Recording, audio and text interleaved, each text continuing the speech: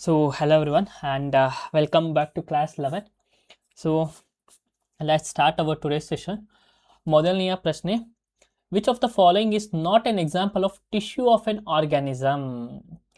ಜೀವಿಯೊಂದರ ಅಂಗಾಂಶಕ್ಕೆ ಕೆಳಗಿನ ಯಾವುಗಳಲ್ಲಿ ಯಾವುದು ಉದಾಹರಣೆಯಲ್ಲ.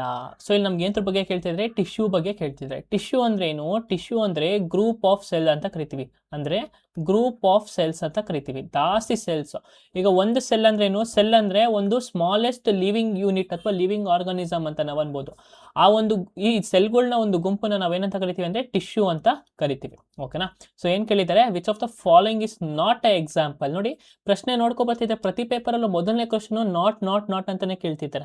ಓಕೆನಾ? ನೋಡಿ ಆ ಟ್ರೆಂಡ್ನೇ ಅವರು ಫಾಲೋ ಮಾಡಿದ್ದಾರೆ. ಬಟ್ ಈ ವರ್ಷ ನೋಡೋಣ ಏನ್ ಕೇಳ್ತಾರೆ ಅಂತ, ಸರಿನಾ? So which of the not ಅಂತ ಕೇಳಿದ್ದಾರೆ. ಈಗ ಬೋನ್ ಅಂತಂದ್ರೆ ಮೂಳೆ. ಮೂಳೆ ಅಂದ್ರೆ ಏನು? ನಮ್ಮ ಮೂಳೆ ಅಂದ್ರೆ ಏನು? ಅದೊಂದು ಟಿಶ್ಯೂ ಅಂತ ಗೊತ್ತು ನಮಗೆ. ಮೂಳೆ ಅಂದ್ರೆ ಟಿಶ್ಯೂ. ಏನ್ ಯೋಚನೆ ಮಾಡ್ತಿದ್ದೀರಾ? ಟಿಶ್ಯೂ ಯಾಕೆ, ಹೇಗೆ ಮೂಳೆ ಟಿಶ್ಯೂ ಆಗುತ್ತೆ ಅಂತ ನೆನ್ಪಿಟ್ಕೊಳ್ಳಿ. ಎಪಿಥೀಲಿಯಲ್ ಟಿಶ್ಯೂ ಅಂದ್ರೆ ಏನು ನೆನ್ಪಿಟ್ಕೊಳ್ಳಿ. ಮಸಲ್ ಟಿಶ್ಯೂ ನೆನ್ಪಿಟ್ಕೊಳ್ಳಿ. ಅದೆಲ್ಲ ಅಂದ್ರೆ ಬೋನ್ ಏನು? ಅದೊಂದು ಟಿಶ್ಯೂ. ಓಕೆನಾ? ಈಗ ನ್ಯೂರಾನ್ ಅಂದ್ರೆ ಏನು? ನರ್ವ್ ಅಂದ್ರೆ ಒಂದು ಸೆನ್ಸಿಟಿವ್ ಇನ್ಫಾರ್ಮೇಶನ್ ಇದು ಮಾಡೋದು, ರಿಯಾಕ್ಟ್ ಮಾಡೋಂಥ ಒಂದು ನರ್ವ್ ಅಂತ ನಾವು ಅದನ್ನ ಹೇಳ್ಬೋದು. ಸೊ ಫಾರ್ ಎಕ್ಸಾಂಪಲ್, ಈಗ ನ್ಯೂರಾನ್ ಒಂದು ಟಿಶ್ಯೂನ ಅಥವಾ ಸೆಲ್ಲ? ನ್ಯೂರಾನ್ ಒಂದು ಸೆಲ್ ಅಲ್ವಾ? ನಾವು ನ್ಯೂರಾನ್ ಪಾರ್ಟ್ಸ್ ನೋಡಿದ್ರೆ ಸೆಲ್ ಬಾಡಿ ಅಂತ ಕರಿತೀವಿ ನ್ಯೂರಾನ್ ಡಯಾಗ್ರಾಮ್ ನೋಡಿದಾಗ. ಸೊ ನ್ಯೂರಾನ್ ಏನು? ನ್ಯೂರಾನ್ ಒಂದು ಸೆಲ್. ಓಕೆನಾ? ಈಗ ಬ್ಲಡ್ ಒಂದು ಕನೆಕ್ಟಿವ್ ಟಿಶ್ಯೂ ಅಂತ ಕರಿತೀವಿ. ಎಕ್ಸ್ಪ್ಲೈನ್ ಮಾಡಿದ್ದೀನಿ ನಾನು. ಬ್ಲಡ್ ಒಂದು ಕನೆಕ್ಟಿವ್ ಟಿಶ್ಯೂ. ಏನ್ ಮಾಡುತ್ತೆ? ಆಕ್ಸಿಜನ್ ಕ್ಯಾರಿ ಮಾಡುತ್ತೆ. ಓಕೆನಾ? ಈಗ ಮಸಲ್ಲು ಕೂಡ ಒಂದು ಕನೆಕ್ಟಿವ್ ಟಿಶ್ಯೂ. ಓಕೆನಾ? ಒಂದು so for example epithelial tissue ಆಗಿರ್ಬೋದು, ಕನೆಕ್ಟಿವ್ ಟಿಶ್ಯೂ ಆಗಿರ್ಬೋದು, ಮಸಲ್ ಟಿಶ್ಯೂ ಅಂತಾನೆ ಬರುತ್ತೆ. ಓಕೆನಾ? ನರ್ವ್ ಟಿಶ್ಯೂ ಅಂತಾನೆ ಒಂದು ಬರುತ್ತೆ, ಸರಿನಾ? ಸೊ ಈಗ ನ್ಯೂರಾನ್ ನರ್ವ್ ಟಿಶ್ಯೂ ಅಂತ ಕೂಡ ಟಿಶ್ಯೂ ಆಗ್ತಿತ್ತು. ನ್ಯೂರಾನ್ ಒಂದು ಸೆಲ್. ಸೊ ಇವೆಲ್ಲ ಏನಿದು? ಇವೆಲ್ಲ ಟಿಶ್ಯೂಸ್. ನ್ಯೂರಾನ್ ಮಾತ್ರ ಒಂದು cell. So option B is the correct answer. Oxidation is defined as, ಉತ್ಕರ್ಷಣವನ್ನು ಹೇಗೆ ವ್ಯಾಖ್ಯಾನಿಸಲಾಗಿದೆ? ಸೊ ಆಕ್ಸಿಡೇಷನ್ ಅಂದ್ರೆ ಏನು? ಆಕ್ಸಿಡೇಷನ್ ಅಂತಂದ್ರೆ ನೀವು ಹೆಂಗಿಟ್ಕೊಬೋದು? LEO ಅಂತ ನೆನ್ಪಿಟ್ಕೊಬಿಡಿ. LOE ಅಂತ ನೆನ್ಪಿಟ್ಕೊಡಿ. LOE ಅಂತಂದ್ರೇನು? ಮಿಡಲಲ್ಲಿ ಏನಾದರೂ ಓ ಬಂದ್ರೆ ಅದು ಆಕ್ಸಿಡೇಷನ್ ಅಂತ ಅರ್ಥ, ಸರಿನಾ? LOE ಅಂತಂದ್ರೆ ಆಕ್ಸಿಡೇಷನ್ ಪ್ರೊಸೆಸ್ ಅಲ್ಲಿ ಏನಾಗುತ್ತೆ? ಎಲೆಕ್ಟ್ರಾನ್ಸ್ ಲೂಸ್ ಆಗುತ್ತೆ. ಲಾಸ್ ಆಫ್ ಎಲೆಕ್ಟ್ರಾನ್ಸ್ ಅಲ್ವಾ? So for example, best example ಅಂದ್ರೆ ಯಾವ್ದಪ್ಪ ಅಂತಂದ್ರೆ ರಸ್ಟಿಂಗ್ ಆಫ್ ಐರನ್.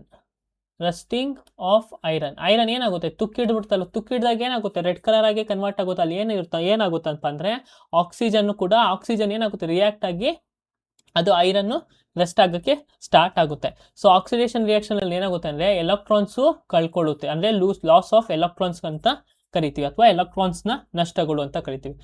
ಈಗ ಗೇನ್ ಆಫ್ ಎಲೆಕ್ಟ್ರಾನ್ಸ್ ಅಂದ್ರೆ ಯಾವ್ದಕ್ಕೆ ಹೇಳ್ತೀವಿ? ಗೇನ್ ಆಫ್ ಎಲೆಕ್ಟ್ರಾನ್ಸ್ ಅಂತಂದ್ರೆ ನಾವು ಅದನ್ನ ರಿಡಕ್ಷನ್ಗೆ ಹೇಳ್ತೀವಿ. ಆಕ್ಸಿಡೇಷನ್ ಇದಾಯ್ತಾ? ಇದನ್ನೇನಂತ ಕರಿತೀವಿ? ರಿಡಕ್ಷನ್ ಅಂತ ಕರಿತೀವಿ. ಈಗ ಆಕ್ಸಿಡೇಷನ್ ಒಂದೇ ಸಲ ಆಯ್ತು, ಪ್ಲಸ್ ರಿಡಕ್ಷನ್ ಒಂದೇ ಸಲ ಆಯ್ತು. ಈ ಎರಡು ಪ್ರೊಸೆಸ್ ನಾವೇನಂತ ಕರಿತೀವಿ ಅಂತಂದ್ರೆ ರೆಡಾಕ್ಸ್ ರಿಯಾಕ್ಷನ್ ಅಂತ ಕರಿತೀವಿ. ಎರಡೂ ಪ್ರೊಸೆಸ್ ಒಂದೇ ಸಲ ಆದ್ರೆ ಅದನ್ನ ಏನಂತ ಕರಿತೀವಿ? ರೆಡಾಕ್ಸ್ ರಿಡಕ್ಷನ್ ಅಂತ ನಾವು ಕರಿತೀವಿ, ಸರಿನಾ? ನೋಡಿ ಬೆಸ್ಟ್ ಎಕ್ಸಾಂಪಲ್ ನೋಡಿ, ರಸ್ಟಿಂಗ್ ಆಫ್ ಐರನ್ ಅದೊಂದು best example. A car moving at a speed of 720 km per hour comes to a stop in 4 seconds after the brakes are applied. If the total mass of the car and the passenger is 80 kg, what is the force applied by the brakes? 720 km/h ವೇಗದಲ್ಲಿ ಚಲಿಸುತ್ತಿರುವ ಕಾರಿಗೆ break ಹಾಕಿದ 4 ಸೆಕೆಂಡ್ಗಳ ನಂತರ ಅದು ನಿಲ್ಲುತ್ತದೆ. Car ಮತ್ತು ಪ್ರಯಾಣಿಕರು ಒಟ್ಟು ದ್ರವ್ಯರಾಶಿಯು ಅಂದ್ರೆ ಟೋಟಲ್ ಕೆಜಿ 80 kg ಆಗಿದ್ದರೆ ಬ್ರೇಕ್ಗಳಿಂದ ಪ್ರಯೋಗಿಸಲ್ಪಟ್ಟ ಬಲ ಎಷ್ಟು? ಸೊ ಇಲ್ಲಿ ಏನ್ರ ಬಗ್ಗೆ ಕೇಳ್ತಿದ್ದಾರೆ ಅಂದ್ರೆ ನಮಗೆ ಫೋರ್ಸ್ ಎಷ್ಟು ಅಂತ ಕೇಳ್ತಿದ್ದಾರೆ. Applied force. ಸೊ ಈಗ ಫೋರ್ಸ್ ಫಾರ್ಮುಲಾ ಏನು? ಈ ತರ ಒಂದು situation force is equal to ನಮ್ಗೆ ಏನಿದೆ? ಫಸ್ಟ್ ಮಾಸ್ ಐತೆ ಇಂಟು ಸ್ಪೀಡ್ ಕೊಟ್ಟಿದ್ದಾರೆ. ಸ್ಪೀಡ್ ನಾವೇನಂತ ತಗೊಂತೀವಿ? ಆಕ್ಸಿಲರೇಷನ್ ಅಂತ ತಗೊಂತೀವಿ. ಇದು ಫಾರ್ಮುಲಾ. ಓಕೆನಾ? Force into force is equal to mass into acceleration, ಸರಿನಾ? ಈಗ ನೋಡೋಣ. ಸೊ ಈಗ ಮಾಸ್ ಎಷ್ಟು ಕೊಟ್ಟಿದ್ದಾರೆ? 80 kg ಕೊಟ್ಟಿದ್ದಾರೆ. ಓಕೆನಾ? ಈಗ ಆಕ್ಸಿಲರೇಷನ್ ಕಂಡುಹಿಡಬೇಕು. ಈಗ ಆಕ್ಸಿಲರೇಷನ್ಗೆ ನೋಡಿ ನಮಗೆ 720 km/h ಅಂತ ಕೊಟ್ಟಿದ್ದಾರೆ, ಇಲ್ಲಿ ಸೆಕೆಂಡ್ಸ್ ಅಂತ ಕಟ್ಟಿದ್ದಾರೆ. ಸೊ ಇದನ್ನೇನಂದ್ರೆ ಏನು ಕನ್ವರ್ಟ್ ಮಾಡ್ಕೋಬೇಕು? ನಾವು ಮೀಟರ್ ಪರ್ ಸೆಕೆಂಡ್ಗೆ ಕನ್ವರ್ಟ್ ಮಾಡ್ಕೋಬೇಕು. ಸೊ 720 ಇಂಟು 5/18 ಮಾಡ್ತೀವಿ. ಓಕೆನಾ? 18 1s 18 4s ಅಲ್ವಾ? 8 4s 32, 8 1s 18 4s ಎಷ್ಟು? 18 1s 18 4s 32. Okay 72. Okay so 40 ನಮ್ಗೆ ಸಿಕ್ತು. 40 ಇಂಟು 5 ಇಸ್ ಈಕ್ವಲ್ ಟು ಎಷ್ಟು? 200. ಈ 200 ಎಷ್ಟು ಸೆಕೆಂಡ್ಸ್ ಅಲ್ಲಿ ನಿಲ್ಲುತ್ತೆ ಅಂದ್ರೆ 4 ಸೆಕೆಂಡ್ ಅಲ್ಲಿ. 4 ಸೆಕೆಂಡ್ ಅಲ್ಲಿ ಅಂತಂದ್ರೆ 4 1s 4 5 ಸರಿನಾ. ಸೊ ಎಷ್ಟಾಯ್ತು ಆನ್ಸರು 50 ಆಯಿತು. ಬಟ್ ಇಲ್ಲಿ ಏನಪ್ಪ ಅಂತಂದರೆ ಸ್ಪೀಡು ಇನ್ಕ್ರೀಸ್ ಆಗ್ತಾ ಇಲ್ಲ, ಅಂದರೆ ಮೂವಿಂಗ್ ಕಾರು ಸ್ಟಾಪ್ ಆಗ್ತೈತೆ. ಹಂಗಾರೆ ಏನಾಗ್ತೈತೆ, ಆಕ್ಸಿಲರೇಷನು ಮೈನಸ್ ಆಗ್ತೈತೆ. ಅಂದರೆ ಸೊ ನಾವೇನಂತ ಹಾಕೋಬೇಕು, -50 ಅಂತ ಹಾಕೋಬೇಕು. ಏನಂತ ಹಾಕೋಬೇಕು, -50 ಅಂತ ತಗೋಬೇಕು ಆಕ್ಸಿಲರೇಷನ್. ಯಾಕೆ, ಕಾರು ಸ್ಲೋ ಆಗ್ತೈತೆ. ಬ್ರೇಕ್ ಆಗ್ತಾಗ ಏನಾಗ್ತೈತೆ, ಕಾರು ಸ್ಲೋ ಆಗ್ತೈತೆ. ಸೊ ಅದಕ್ಕೆ ನಾವೇನಂತ ತಗೊಳ್ತೀವಿ, -50 ಅಂತ ತೊಗೊಳ್ತೀವಿ. ಓಕೆನಾ, ಆಕ್ಸಿಲರೇಷನು. ಸೊ ಈಗ ಆಕ್ಸಿಲರೇಷನ್ ಮಲ್ಟಿಪ್ಲೈ ಮಾಡಿದ್ರೆ 80 × 50 8 5 40. ಓಕೆ, ಮತ್ತೆ ಇನ್ನು 2 0 ಮೈನಸ್ ಸೈನ್ ಆಯ್ತಲ್ಲ, ಮೈನಸ್ ಸೈನ್ ಏನಾಗುತ್ತೆ, ಈ ಕಡೆ ಬರುತ್ತೆ. ಸೊ ಎಷ್ಟಾಗುತ್ತೆ, -4000 ನ್ಯೂಟನ್ ಆಗುತ್ತೆ. Option D is the correct answer. ಎಷ್ಟು, option D is the correct answer. ನೋಡ್ಕೊಳ್ಳಿ, ಆಕ್ಸಿಲರೇಷನ್ ಕಡಿಮೆ ಆಗ್ತಾ ಇದೆ, ಅವಾಗ ನಾವೇನು ತಗೋಬೇಕು, ಮೈನಸ್ ತಗೋಬೇಕು. ಓಕೆನಾ, ಏನು ತಗೋಬೇಕು, ಮೈನಸ್ ಅಂತ ತಗೋಬೇಕು. Which of the following statements about a spherical lens is not correct. ಗೋಳಾಕಾರದ ಮಸೂರದ ಬಗ್ಗೆ ಕೆಳಗಿನ ಯಾವ ಹೇಳಿಕೆ ಸರಿಯಾಗಿಲ್ಲ ಅಂತ ಕೇಳಿದ್ದಾರೆ. ಒಂದು ಸ್ಪಿರಿಕಲ್ ಲೆನ್ಸ್ ಬಗ್ಗೆ ಹೇಳಿದ್ದಾರೆ, ಅದ್ರೊಳಗೆ ಯಾವ ಸ್ಟೇಟ್ಮೆಂಟ್ ಕರೆಕ್ಟ್ ಆಗಿಲ್ಲ ಅಂತ ಕೇಳಿದ್ದಾರೆ. ಆ concave lens also possesses 2 centre of curvature. ನಿಮ್ಮ ಮಸೂರವು ಸರ 2 ವಕ್ರತೆಯ ಕೇಂದ್ರಗಳನ್ನು ಹೊಂದಿದೆ. ಸೊ ಈಗ ಡಯಾಗ್ರಾಮ್ ಮುಖಾಂತರ ನೋಡೋಣ. ಈಗ ಈ ಥರ ಒಂದು ಲೆನ್ಸ್ ಅಂತ ಅನ್ಕೊಳ್ಳಿ. ಓಕೆನಾ, ಇದೇನಿದು ಪ್ರಿನ್ಸಿಪಲ್ ಆಕ್ಸಿಸ್, ಇದು ಪ್ರಿನ್ಸಿಪಲ್ ಆಕ್ಸಿಸ್ ಸರಿನಾ. ಇದು ಲೆನ್ಸ್, ಇದು ಪ್ರಿನ್ಸಿಪಲ್ ಆಕ್ಸಿಸ್. ಸೊ ಈ ಒಂದು ಪಾರ್ಟ್ಗೆ ಸೆಂಟರ್ ಆಫ್ ಕರ್ವೇಚರ್ ಇಲ್ಲಿ ಇರುತ್ತೆ. ಸೊ ಈ ಒಂದು ಪಾರ್ಟ್ಗೆ ಸೆಂಟರ್ ಆಫ್ ಕರ್ವೇಚರ್ ಇಲ್ಲಿ ಇರುತ್ತೆ. ಸೊ ಇದನ್ನ ಸೆಂಟರ್ ಆಫ್ ಕರ್ವೇಚರ್ 1 ಅಂತ ಕರಿತೀವಿ, ಸೆಂಟರ್ ಆಫ್ ಕರ್ವೇಚರ್ 2 ಅಂತ ಕರಿತೀವಿ. ಸೊ ಇವಾಗೇನು, ಒಂದು ಕಾನ್ಕೇವ್ ಲೆನ್ಸ್ಗೆ ಏನಿರುತ್ತೆ, 2 ಸೆಂಟರ್ ಆಫ್ ಕರ್ವೇಚರ್ ಇರುತ್ತೆ. ಇದು ಕರೆಕ್ಟು. ಓಕೆನಾ, ಕಾನ್ಕೇವ್ ಲೆನ್ಸ್ಗೂ 2 ಸೆಂಟರ್ ಆಫ್ ಕರ್ವೇಚರ್ ಇರುತ್ತೆ. ಮೊದಲನೇ statement correct. The optical centre coincide with the centre of curvature. Optical centre ಎಲ್ಲಿರುತ್ತೆ, ದೃಗ್ ಕೇಂದ್ರ ಎಲ್ಲಿರುತ್ತಪ್ಪ ಅಂತಂದ್ರೆ ಸೆಂಟರ್ ಆಫ್ ದ ಸ್ಪಿರಿಕಲ್ ಲೆನ್ಸ್ ಅಲ್ಲಿ. ಈ ಸೆಂಟರ್ ಆಫ್ ದ ಸ್ಪಿರಿಕಲ್ ಲೆನ್ಸ್ ಅಲ್ಲ, ಇದನ್ನ ನಾವು ಓ ಅಂತ ಮೆನ್ಷನ್ ಮಾಡ್ತೀವಿ. ಇದನ್ನೇನಂತ ಕರಿತೀವಿ, ಆಪ್ಟಿಕಲ್ ಸೆಂಟರ್ ಅಂತ ಕರಿತೀವಿ. ಏನಂತ ಕರಿತೀವಿ, ಆಪ್ಟಿಕಲ್ ಸೆಂಟರ್ ಅಂತ ಕರಿತೀವಿ. ಓಕೆನಾ, ಇದೆಲ್ಲಿರುತ್ತೆ, ಮಧ್ಯದಲ್ಲಿ ಇರುತ್ತೆ. ಸೊ ಇಲ್ಲೇನು ಕೇಳಿದರೆ, ಅವೆರಡು ಏನು ಸೆಂಟರ್ ಆಫ್ ಕರ್ವೇಚರ್ ಅಲ್ಲಿ ಕೋಇನ್ಸೈಡ್ ಆಗುತ್ತೆ ಅಂದ್ರೆ ಇದ್ರ ಮೇಲೇನೆ ಬೀಳುತ್ತೆ ಅಂತ ಹೇಳ್ತಿದ್ದಾರೆ. ಸೊ ಆಪ್ಷನ್ ಬಿ ಇಸ್ ತಪ್ಪು. ಅದೆಲ್ಲಿ ಇರುತ್ತೆ, ಲೆನ್ಸ್ ಒಳಗಡೆ ಇರುತ್ತೆ. ಇನ್ನು ಬೇರೆ ನೋಡೋಣ. Every spherical lens has the 2 centre of curvature. ಇಲ್ಲಿ centre of curvature 1, centre of curvature 2. ನಾನು ಹೇಳ್ದೆ ಅಲ್ವಾ, ಎಲ್ಲ ಸ್ಪಿರಿಕಲ್ ಮೇಲೆಗೂ 2 ಸೆಂಟರ್ ಆಫ್ ಕರ್ವೇಚರ್ ಇರುತ್ತೆ. The line joining 2 centre of curvature call the principal axis. ಈ ಲೈನ್ ಐತಲ್ವ, ಈ ಲೈನ್ ಏನಂತ ಕರೀತಾರೆ, ಅದನ್ನ ಪ್ರಿನ್ಸಿಪಲ್ ಆಕ್ಸಿಸ್ ಅಂತ ಕರೀತಾರೆ. ಫಸ್ಟ್ ಕ್ಲಾಸಿಂದ ನಾವು ನೋಡ್ಕೊ ಬರ್ತಿದ್ದೀವಿ. ಈ ಲೈನ್ ಏನಂತ ಕರಿತೇವೆ, ಪ್ರಿನ್ಸಿಪಲ್ ಆಕ್ಸಿಸ್ ಅಂತ ನಾವು ಕರಿತೀವಿ ಸರಿನಾ. ಸೊ 2 ಸ್ಟೇಟ್ಮೆಂಟ್ ಕೂಡ ಕರೆಕ್ಟು, ಸಿ ಮತ್ತು ಡಿ. ಆಪ್ಷನ್ ಬಿ ಮಾತ್ರ ಕರೆಕ್ಟ್ ಆಗಿಲ್ಲ. ನಮ್ಗೇನು ಕೇಳಿರೋದು, ನಾಟ್ ಕರೆಕ್ಟ್ನೇ ಕೇಳಿದರೆ. So B is the correct answer. The speed of the sound in air is approximately 340 meter per second. If a reflecting surface is 17 meter away, 17 meter away, how long does it take an echo to return to the source? ಗಾಳಿಯ ಶಬ್ದವು ವೇಗವು ಅಂದಾಜು 340 metre per second ಆಗಿದೆ. ಪ್ರತಿಫಲಿಸುವ ಮಲೈಮಿಯು 17 metre ದೂರದಲ್ಲಿದ್ದರೆ ಪ್ರತಿಧ್ವನಿ ಅಂದರೆ eco ಮೂಲಕ ಮೊರಳು ಎಷ್ಟು ಸಮಯ ತೆಗೆದುಕೊಳ್ಳುತ್ತದೆ? ಸೊ ಇಲ್ಲಿ ಏನ್ರ ಬಗ್ಗೆ ಮಾತಾಡ್ತಿದ್ದಾರೆ, ಎಕೋ ಬಗ್ಗೆ ಮಾತಾಡ್ತಿದ್ದಾರೆ. ಸೊ ಏನು ಕೇಳಿದ್ದಾರೆ, how long it takes for an echo to return the source. How long ಅಂತಂದ್ರೇನು, ಟೈಮ್ ಬಗ್ಗೆ ಕೇಳ್ತಿದ್ದಾರೆ. ಸೊ ನಾವು ಡಿಸ್ಟೆನ್ಸ್ ಸ್ಪೀಡ್ ಟೈಮ್ ಫಾರ್ಮುಲಾನೇ ಎಲ್ಲ ಕಡೆನೂ ಯೂಸ್ ಮಾಡ್ತೀವಿ. ಸೊ ಟೈಮ್ ಕಂಡುಹಿಡಿಯೋಕೆ ಏನು ಬೇಕು, ಡಿಸ್ಟೆನ್ಸ್ ಡಿವೈಡೆಡ್ ಬೈ ಸ್ಪೀಡ್ ಬೇಕು. ಓಕೆನಾ, ಇದು ಫಾರ್ಮುಲಾ. ಬಟ್ ಎಕೋದಲ್ಲಿ ಏನಪ್ಪ ಅಂತಂದ್ರೆ time is equal to distance ನಾವೇನು ತಗೊಳ್ತೀವಿ, ಡಿಸ್ಟೆನ್ಸ್ 1 ಪ್ಲಸ್ ಡಿಸ್ಟೆನ್ಸ್ 2 ಅಂತ ತಗೊಳ್ತೀವಿ. ಯಾಕೆ, ಈಗ ಒಂದು ವ್ಯಕ್ತಿ ಇಲ್ಲಿಂದ ಒಂದ್ಸಲಿ ಕೂಗ್ತಾನೆ, ಮತ್ತೆ ಆ ಸೌಂಡ್ ಏನಾಗುತ್ತೆ, ಇಲ್ಲಿಂದ ಮತ್ತೆ ವಾಪಸ್ ಬರುತ್ತಲ್ವಾ, ಅಂದೇನಾಯ್ತು, ಡಿಸ್ಟೆನ್ಸ್ 2 ಸರಿ ನಾವು ಕ್ಯಾಲ್ಕುಲೇಟ್ ಮಾಡಬೇಕಾಗುತ್ತೆ ಸರಿನಾ. Divided by speed. ಓಕೆನಾ. ಸೊ ಈಗ ಕ್ಯಾಲ್ಕುಲೇಟ್ ಮಾಡೋಣ. Time is equal to distance ಎಷ್ಟಿತ್ತಪ್ಪ, 17 ಮೀಟರ್ ಪ್ಲಸ್ 17 ಮೀಟರ್. ಸೊ ಎಷ್ಟಾಯ್ತು ಈಗ, ಡಿವೈಡೆಡ್ ಬೈ ಎಸ್ ಅಂದ್ರೆ ಏನು, ಸ್ಪೀಡ್ ಎಷ್ಟು ಕೊಟ್ಟಿದ್ದಾರೆ, 340 ಮೀಟರ್. ಅವರೇ ಮೀಟರ್ ಪರ್ ಸೆಕೆಂಡ್ ಅಲ್ಲಿ ಕೊಟ್ಟಿದ್ದಾರೆ. ಸೊ ಎಷ್ಟಾಗುತ್ತೆ ಅಂದ್ರೆ 17 ಎಷ್ಟು, 34 ಡಿವೈಡೆಡ್ ಬೈ 340 ಸರಿನಾ. ಸೊ ಎಷ್ಟಾಗುತ್ತೆ, ಡಿವೈಡ್ ಮಾಡ್ತಾ ಅಂತಂದ್ರೆ ಪಾಯಿಂಟ್ ಹಾಕೋಬೇಕು. ಫಸ್ಟ್ ಪಾಯಿಂಟ್ ಅಲ್ಲಿ ಬರುತ್ತೆ 0 ಪಾಯಿಂಟ್, ಇಲ್ಲಿ 0 ಬಂತಂದ್ರೆ 0.1 ಸೆಕೆಂಡ್ ಅಲ್ಲಿ ಇದು ಅಂದ್ರೆ ಇಷ್ಟು ಸಮಯ ತಗೊಳುತ್ತೆ. So option D is the correct answer, 0.1 second. Which of the following is related to human females in the same manner as vasectomy vasectomy is related to human males. Vasectomy ಮಾನವ ಪುರುಷರಿಗೆ ಸಂಬಂಧಿಸಿರುವ ರೀತಿಯಲ್ಲಿ ಮಾನವ ಮಹಿಳೆಯರಿಗೆ ಕೆಳಗಿನ ಯಾವುಗಳಲ್ಲಿ ಸಂಬಂಧಿಸುತ್ತದೆ. ಸೊ ಇದೇನು ವಾಸ್ಕೋಟಮಿ ಅಂದ್ರೆ ಏನು? ವ್ಯಾಸ್ಕೋಟೊಮಿ ಅಂದ್ರೆ ಏನು? ಹೊಸ ಕಾನ್ಸೆಪ್ಟ್ ಅಲ್ವಾ? ಇನ್ನೊಂದು ಟ್ಯೂಬಟಮಿ ಅಂದ್ರೆ ಏನು? ಒಂದು ನಿಮಿಷ, ಟ್ಯೂಬ್ಕೋಟಮಿ ಅಂದ್ರೆ ಏನು? ಇವೆರಡನ್ನ ನಾವು ಏನಂತ ಕರಿತೀವಿ ಅಂತಂದ್ರೆ ಸ್ಟೆರಿಲೈಸೇಷನ್ ಮೆಕಾನಿಸಮ್ ಅಂತ ಕರಿತೀವಿ. ಸ್ಟೆರಿಲೈಸೇಷನ್ ಮೆಕಾನಿಸಮ್ ಅಂತ ಕರಿತೀವಿ. ಓಕೆನಾ? ಈ ಸ್ಟೆರಿಲೈಸೇಷನ್ ಮೆಕಾನಿಸಮ್ ಎಲ್ಲಾಗುತ್ತೆ ಅಂದ್ರೆ, ಒಂದು ವ್ಯಾಸ್ಕೋಟೊಮಿ ಅನ್ನೋದು ಮೇಲ್ ರಿಪ್ರೊಡಕ್ಟಿವ್ ಪಾರ್ಟ್ ಅಲ್ಲಿ ಆಗುತ್ತೆ, ಟ್ಯೂಬೋಟೊಮಿ ಅನ್ನೋದು ಫೀಮೇಲ್ ರಿಪ್ರೊಡಕ್ಟಿವ್ ಆರ್ಗನ್ಸ್ ಹತ್ರ ಆಗುತ್ತೆ. ಈ ವ್ಯಾಸ್ಕೋಟೊಮಿ ಏನ್ ಮಾಡುತ್ತೆ ಅಂತಂದ್ರೆ ಸ್ಪರ್ಮ್ಸ್ ಹೋಗೋ ಪಾತ್ನ ಏನ್ ಮಾಡುತ್ತೆ? ಬ್ಲಾಕ್ ಮಾಡುತ್ತೆ. ಓಕೆನಾ? ಏನಾಗುತ್ತೆ? ಸ್ಪರ್ಮ್ಸ್ ಹೋಗೋ ಪಾತ್ನ ಬ್ಲಾಕ್ ಮಾಡುತ್ತೆ. ಅವಾಗ ಏನಾಗುತ್ತೆ? ಸ್ಪರ್ಮ್ ಪಾತ್ ಅಲ್ಲಿ ಅಂದ್ರೆ ಆ ಒಂದು ದಾರಿಯಲ್ಲಿ ಅದು ಹೋಗಕ್ಕೆ ಆಗೋದಿಲ್ಲ. ಸರಿ, ಅದನ್ನ ವಾಸ್ಕೋಟೊಮಿ ಅಂತ ಕರಿತೀವಿ.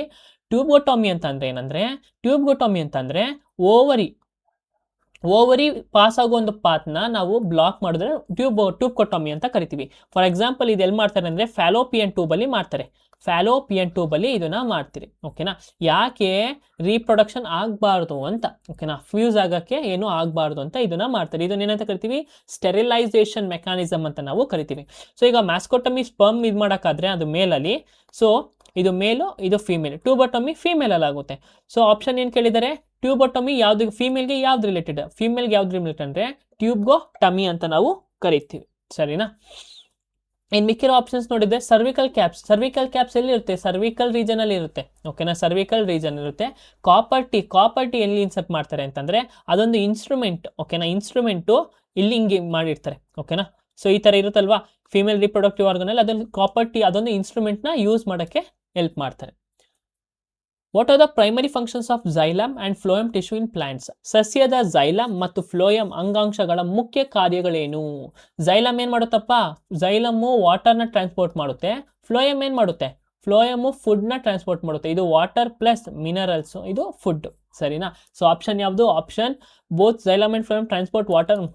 Xylem transport food, phloem transport water. ಇದು ಉಲ್ಟಾ ಕೊಟ್ಟಿದ್ದಾರೆ, ಇದು ಈ ಕಡೆ ಹೋಗಿ ಈ ಕಡೆ. ಆಪ್ಷನ್ ಬಿನು ತಪ್ಪು. Xylem transport water and minerals, phloem transport food. Xylem ನೀರು ಮತ್ತು ಖನಿಜಗಳನ್ನು ಸಾಗಿಸುತ್ತದೆ, ಫ್ಲೋಯಮ್ ಆಹಾರವನ್ನು ಸಾಗಿಸುತ್ತದೆ. ಸೊ ಆಪ್ಷನ್ಸ್ ಏನು? C is the correct answer. What happens to the pH of the solution when the concentration of H+ ions increases? H+ ಅಯಾನುಗಳು ಸಾಂದ್ರತೆಯು ಹೆಚ್ಚಾದಾಗ ದ್ರವಣದ pH ಏನಾಗುತ್ತದೆ? ಸೊ ನಮ್ಗೆ ಇಲ್ಲಿ ಏನ್ ಬಗ್ಗೆ ಕೇಳ್ತಿದ್ದಾರೆ ಅಂತಂದ್ರೆ pH ಅಂತ ಕೇಳ್ತಿದ್ದಾರೆ. ಈ pH ಅಂದ್ರೆ ಏನು? pH ಅಂದ್ರೆ ಅದೊಂದು ಇಂಡಿಕೇಟರ್. ಓಕೆನಾ? ಏನ್ ಇಂಡಿಕೇಟ್ ಮಾಡುತ್ತೆ? ಒಂದು ಸೊಲ್ಯೂಷನ್ನು, ಆ ಒಂದು pH ಏನ್ ಮಾಡುತ್ತೆ ಅಂದ್ರೆ ಒಂದು ಸೊಲ್ಯೂಷನ್ನು ಒಂದು ಆಸಿಡ್ ಇದೆಯಾ ಅಥವಾ ಬೇಸಿಕ್ ಇದೆಯಾ ಅಂತ ಇಂಡಿಕೇಟ್ ಮಾಡುತ್ತೆ. ಸರಿನಾ? ಸೊ ಈಗ ಆ ಒಂದು ಸೊಲ್ಯೂಷನ್ ಅಲ್ಲಿ ಏನಾಗುತ್ತೆ? Concentration of H+ ions increase ಆದ್ರೆ, ಈಗ ನೆನ್ಪಿಟ್ಕೊಬಿಡಿ, H+ ಅಂತ ಇದ್ರೆ ಅದು ಆಸಿಡಿಕ್ಕು, OH ಅಂತ ಇದ್ರೆ ಅದು ಬೇಸಿಕ್. ಸರಿನಾ? ರೇರ್ ಟು ರೇರ್ ಕೇಸಲ್ಲಿ ಅದು ಆಸಿಡಿಕ್ ಇರುತ್ತೆ, ಬಟ್ OH ಅಂತ ಯಾವುದೇ ಬಂದಿರೋದು ಬೇಸಿಕ್. ಸರಿನಾ? ಸೊ ಈಗ ಈ ಒಂದು ಲಿಟ್ಮಸ್ ಅಂದ್ರೆ pH ವ್ಯಾಲ್ಯೂ ಅಲ್ಲಿ pH ವ್ಯಾಲ್ಯೂ ಹೆಂಗ್ ರೆಪ್ರೆಸೆಂಟ್ ಮಾಡ್ತಾರೆ? 0 to 14 ಆಗಿ ರೆಪ್ರೆಸೆಂಟ್ ಮಾಡ್ತಾರೆ. ಇದ್ರೊಂದು ಮಿಡಲ್ ವ್ಯಾಲ್ಯೂ ಅದು 7. ಈ 7ಗಿಂತ ಕಡಿಮೆ ಇದ್ರೆ ಅವೆಲ್ಲ ಏನು? ಆಸಿಡ್ ಅಂತ ಕರಿತೀವಿ. ಆಸಿಡ್ ಅಲ್ಲಿ 1 ಇದ್ರೆ ಜಾಸ್ತಿ ಆಸಿಡಿಕ್, 7 ಅಂತ ಬಂದ್ರೆ ನ್ಯೂಟ್ರಲ್. ಈಗ 7ಇಂದ ಈ ಕಡೆಗೆ ಹೋದ್ರೆ ಅದು ಬೇಸ್ ಅಂತ ಕರಿತೀವಿ. ಓಕೆನಾ? ಈ ಜಾಸ್ತಿ ಪಾರ್ಟ್ ಇದ್ರೆ ಅದು ಜಾಸ್ತಿ ಬೇಸ್ ಐತೆ ಅಂತ, ಇಲ್ಲಿ ಎಂಡ್ ಪಾರ್ಟ್ ಅಲ್ಲಿ ಜಾಸ್ತಿ ಇದ್ರೆ ಅದು ಆಸಿಡ್ ಅಂತ ಅರ್ಥ. ಸರಿ, ಇದನ್ನ ನಾವು pH ಅಂತ ಕರಿತೀವಿ. ಸೊ ಈಗ OH+ ಅಯಾನ್ಸ್ ಅಂದ್ರೆ ಆಸಿಡಿಕ್ ಅಯಾನ್ಸ್ ಏನಾದ್ರು ಇನ್ಕ್ರೀಸ್ ಆದ್ರೆ pH ವ್ಯಾಲ್ಯೂ ಏನಾಗುತ್ತೆ? pH ವ್ಯಾಲ್ಯೂ ಈ ಕಡೆ ಹೋದ್ರೆ ಇನ್ಕ್ರೀಸ್, ಈ ಕಡೆ ಹೋದ್ರೆ ಡಿಕ್ರೀಸ್ ಅಲ್ವಾ? ಅಂದ್ರೆ pH ವ್ಯಾಲ್ಯೂ ಆಸಿಡಿಕ್ ಇದ್ರೆ ಏನಾಗುತ್ತೆ? ಈ ಕಡೆಗೆ ಬರುತ್ತಲ್ವಾ? ಸೊ ಏನಾಗುತ್ತೆ? ಸೊ pH ವ್ಯಾಲ್ಯೂ ಏನಾಗುತ್ತೆ? ಡಿಕ್ರೀಸ್ ಆಗುತ್ತೆ. ಡಿಕ್ರೀಸ್ ಆಯ್ತು ಅಂತಂದ್ರೆ ಅದು ಜಾಸ್ತಿ ಆಸಿಡಿಕ್ ಐತೆ ಅಂತ ಅರ್ಥ. Which of the following statement is correct about the acceleration due to gravity? ಗುರುತ್ವಾಕರ್ಷಣೆಯಿಂದ ಉಂಟಾಗುವ ವೇಗೋತ್ಕರ್ಷವಾದ ಬಗ್ಗೆ ಕೆಳಗಿನ ಯಾವ ಹೇಳಿಕೆ ಸರಿಯಾಗಿದೆ? So acceleration due to gravity. Acceleration due to gravity ಅಂದ್ರೆ, ಆಕ್ಸಿಲರೇಷನ್ ಅಂದ್ರೇನು? Change in velocity. ಆಕ್ಸಿಲರೇಷನ್ ಅಂದ್ರೇನು? Change in velocity. ಓಕೆನಾ. ಈ ವೆಲಾಸಿಟಿ ಯಾಕೆ ಚೇಂಜ್ ಆಗುತ್ತೆ? ಓಕೆ, ಯಾಕೆ ಚೇಂಜ್ ಆಗುತ್ತೆ ಅಂದರೆ ಯೂನಿಫಾರ್ಮ್ ಸ್ಪೀಡ್ ಇಲ್ಲ ಅಂದರೆ ವೆಲಾಸಿಟಿ ಚೇಂಜ್ ಆಗುತ್ತೆ. ಈ ಚೇಂಜ್ ಇನ್ ವೆಲಾಸಿಟಿ ನಾವೆಂತ ಕರಿತೀವಿ? ಆಕ್ಸಿಲರೇಷನ್ ಅಂತ ಕರಿತೀವಿ. ಈ ಆಕ್ಸಿಲರೇಷನ್ನು ಪ್ಲಸ್ ಗ್ರಾವಿಟಿ ಅಲ್ಲ ಆದರೆ ಅದು ನಾವೇನಂತ ಕರಿತೀವಿ? ಆಕ್ಸಿಲರೇಷನ್ ಡ್ಯೂ ಟು ಗ್ರಾವಿಟಿ ಅಂತ ನಾವು ಕರಿತೀವಿ. ಫಾರ್ ಎಕ್ಸಾಂಪಲ್ ನಾನು ಹೇಳಿದೆ, ಒಂದು ಬಾಲ್ನ ಮೇಲ್ಗಡೆಯಿಂದ ಎಸಿತಿದ್ರೆ ಫಸ್ಟ್ ಹತ್ರ ವೆಲಾಸಿಟಿ ಏನಾಗಿರುತ್ತೆ? ಇನಿಷಿಯಲ್ ವೆಲಾಸಿಟಿ 0 ಆಗಿರುತ್ತೆ. ಬಟ್ ಕೆಳಗೆ ಬೀಳ್ಬೇಕಾದ್ರೆ ಏನಾಗುತ್ತೆ? Due to the gravitational force ಏನಾಗುತ್ತೆ? ಸ್ಪೀಡ್ ಇಂಕ್ರೀಸ್ ಆಗ್ತಾ ಹೋಗುತ್ತೆ. ಅವಾಗ ಫೈನಲ್ ವೆಲಾಸಿಟಿ ಏನಾಗುತ್ತೆ? ಫೈನಲ್ ವೆಲಾಸಿಟಿ ಇದಕ್ಕಿಂತ ಜಾಸ್ತಿ ಇರುತ್ತೆ. ಅದನ್ನು ನಾವೇನಂತ ಕರಿತೀವಿ? ಆಕ್ಸಿಲರೇಷನ್ ಅಂತ ಕರಿತೀವಿ. ಸರಿನಾ? ಸೊ ನಮ್ಮ ಕ್ವಶನಲ್ಲಿ ಏನು ಕೊಟ್ಟಿದ್ದಾರೆ? Which of the following statement is correct about acceleration due to gravity ಅಂತ ಕೇಳಿದ್ದಾರೆ. ಅರ್ಥ ಆಯ್ತು ಅಲ್ವಾ? ಸೊ ಈಗ it increases as we go inside the earth. So ಈಗ ಇದು ನಮ್ಮ ಅರ್ಥ. ಈಗ ನಾವು ಮೇಲಿಂದ ಬಂದರೆ ಇಲ್ಲಿ ಗಂಟೆ ಇನ್ಕ್ರೀಸ್ ಆಗುತ್ತೆ ನಿಜ. ಬಟ್ ಅರ್ಥ ಒಳಗಡೆ ಹೋದ್ರೆ ಇನ್ಕ್ರೀಸ್ ಆಗ್ತೀವ? ಅರ್ಥ ಒಳಗೆ ಹೋದ್ರೆ ಇನ್ಕ್ರೀಸ್ ಆಗಲ್ಲ. ಯಾಕಂದ್ರೆ ಈ ಅರ್ಥನ ಮಾಸ್ ಏನು ಮಾಡುತ್ತೆ? ನಮ್ಮನ್ನ ಈಚೆಗಡಿಗೆ ಪುಲ್ ಮಾಡುತ್ತೆ. ಸೊ ಮೊದಲನೇ ಆಪ್ಷನ್ ಏನು? ತಪ್ಪು. It remains constant with depth. Constant ಆಗಿರುತ್ತಾ? ಆಕ್ಸಿಲರೇಷನ್ ಡ್ಯೂ ಟು ಗ್ರಾವಿಟಿ ಯಾವಾಗಲೂ ಕಾನ್ಸ್ಟೆಂಟ್ ಆಗಿ ಇರೋದಿಲ್ಲ. It is same everywhere on earth. Acceleration due to gravity ಎಲ್ಲ ಕಡೆನೂ ಸೇಮ್ ಆಗಿರುತ್ತಾ? ಸೇಮ್ ಆಗಿರಲ್ಲ. ಫಾರ್ ಎಕ್ಸಾಂಪಲ್ ಇವಾಗ ನೋಡ್ರಿ, ಇದು ಮೌಂಟ್ ಎವರೆಸ್ಟ್, ಇದು ನಾರ್ಮಲ್ ನಾರ್ಮಲ್. ಈಗ ನಾವು ಇಲ್ಲಿದ್ದೀವಿ ಅಂದ್ಕೊಳ್ಳಿ, ನಮಗೆ ಗ್ರಾವಿಟಿ ಎಷ್ಟೈತೆ? 9.8 ಅಂತ ಕರಿತೀವಿ. ಬಟ್ ಮೌಂಟ್ ಎವರೆಸ್ಟಲ್ಲಿ ಮೇಲ್ಗಡೆ ಹೋದ್ರೆ ಗ್ರಾವಿಟಿ ಎಷ್ಟಿರುತ್ತೆ ಗೊತ್ತಾ? 9.69 ಆರ್ 9.7 ಅಂತ ಕರಿತೀವಿ. ಅಂದರೆ ಹೈಟ್ ಇನ್ಕ್ರೀಸ್ ಆದರೆ ಏನಾಗುತ್ತೆ? ಗ್ರಾವಿಟಿ ಕಡಿಮೆ ಆಗ್ತೈತೆ. ಅಂದರೆ ಅರ್ಥಲ್ಲಿ ಗ್ರಾವಿಟಿ ಎಲ್ಲ ಕಡೆನೂ ಸೇಮ್ ಆಗಿ ಇಲ್ಲ. ಬಟ್ ನಾವು ನಾರ್ಮಲ್ ಆಗಿ ಕ್ವಶನಲ್ಲಿ ಏನು ಕೊಡ್ತೀವೋ ಆ ಗ್ರಾವಿಟಿನ ತಗೊಳ್ತೀವಿ. ಸೊ ಆಪ್ಷನ್ ಸಿ ಇಸ್ನು ಕರೆಕ್ಟ್, ತಪ್ಪಾಗಿರುತ್ತೆ. It decreases with altitude. ನಾನು ಹೇಳಿದೆ ಮೌಂಟ್ ಎವರೆಸ್ಟ್ ಹೋದಾಗ ಏನಾಗುತ್ತೆ? ಗ್ರಾವಿಟಿ ಕಡಿಮೆ ಆಗುತ್ತೆ. So option D is the correct answer. Which of the following is the chemical formula of fullerenes carbon allotropes? Fullerene carbon ಬಹುರೂಪಗಳ ರಾಸಾಯನಿಕ ಸೂತ್ರ ಕೆಳಗಿನ ಯಾವುಗಳಲ್ಲಿ ಯಾವುದು ಅಂತ ಕರಿತೀವಿ. ಈಗ ಫ್ಲೂರಾನ್ಸ್ ಅಂದ್ರೆ ಏನು? ಫ್ಲೂರಾನ್ಸ್ ಅಂದ್ರೆ ಅದೊಂದು ಕಾರ್ಬನ್ ಕಾಂಪೌಂಡ್. ಓಕೆನಾ? Carbon compound. ಈ ಕಾರ್ಬನ್ ಕಾಂಪೌಂಡ್ಗಳಲ್ಲಿ ಎಷ್ಟು ಕಾರ್ಬನ್ ಕಾಂಪೌಂಡ್ ಇರುತ್ತಪ್ಪ ಅಂದ್ರೆ 60 ಕಾರ್ಬನ್ ಕಾಂಪೌಂಡ್ ಇರುತ್ತೆ. ಯಾವ್ದ್ರೊಳಗೆ? ಫ್ಲೂರಾನ್ಸ್ ಅಲ್ಲಿ. ಓಕೆನಾ? 12 ಹೆಕ್ಸಾಗಾನು ಪ್ಲಸ್ 6 ಹೆಕ್ಟಾಗಾನ್, ಇಷ್ಟು ಕೂಡಿರೋಂಥ ಒಂದು ಕಾಂಪೌಂಡ್ ನಾವೇನಂತ ಕರಿತೀವಿ? ಕಾರ್ಬನ್ ಕಾಂಪೌಂಡ್ನ ಫ್ಲೂರೆನ್ಸ್ ಅಂತ ಕರಿತೀವಿ. ಓಕೆನಾ? ಸೊ ಈ ಥರ 60, 40, 50ಗಿಂತ ಜಾಸ್ತಿ ಕೂಡಿದಂಥ ಒಂದು ಕಾರ್ಬನ್ ಕಾಂಪೌಂಡ್ಸ್ನ ನಾವೇನಂತ ಕರಿತೀವಿ ಅಂತಂದರೆ ಆಲೋಟ್ರೋಪ್ಸ್ ಅಂತ ಕರಿತೀವಿ. ಏನಂತ ಕರಿತೀವಿ? ಆಲೋಟ್ರೋಪ್ಸ್ ಅಂತ ಕರಿತೀವಿ. ಈಗ ಫ್ಲೂರೆನ್ಸ್ ಫಾರ್ಮಲ್ ಎಷ್ಟಪ್ಪ ಅಂತಂದರೆ, ಫ್ಲೂರೆನ್ಸ್ ಅಂದರೆ 60 ಕಾರ್ಬನ್ ಆಟಮ್ಸ್ಗಳು ಇರುತ್ತೆ ಇಲ್ಲಿ ಫ್ಲೂರೆನ್ಸ್ ಅಲ್ಲಿ. ಸೊ ಅದ್ರ ಕೆಮಿಕಲ್ ಫಾರ್ಮುಲಾ ಏನು? C60 ಅಂತ ನಾವು ಕರಿತೀವಿ. ಈಗ ಅದು ಬಿಟ್ಟರೆ ಫ್ಲೂರೆನ್ಸ್ ಬಿಟ್ಟರೆ ಯಾವ್ದೈತೆ? ಫ್ಲೂರೆನ್ಸ್ ಬಿಟ್ಟರೆ ಡೈಮಂಡ್ ಅಂತ ಕರಿತೀವಿ. ಓಕೆನಾ? ಡೈಮಂಡ್ ಕೂಡ ಒಂದು ಆಲೋಟ್ರೋಪ್ಸ್. ಓಕೆನಾ? ಡೈಮಂಡ್ ಮತ್ತೆ ಇನ್ನೊಂದು ಗ್ರಾಫೈಟ್ GRAPHITE. ಇದಕ್ಕೆಲ್ಲ ಏನು? ಜಾಸ್ತಿ ಕಾರ್ಬನ್ ಕಾಂಪೌಂಡ್ಸ್ಗಳು ಇರುತ್ತೆ. ಅದಕ್ಕೆ ನಾವೇನಂತ ಕರಿತೀವಿ? ಆಲೋಟ್ರೋಪ್ಸ್ ಅಂತ ನಾವು ಕರಿತೀವಿ. ಸರಿನಾ?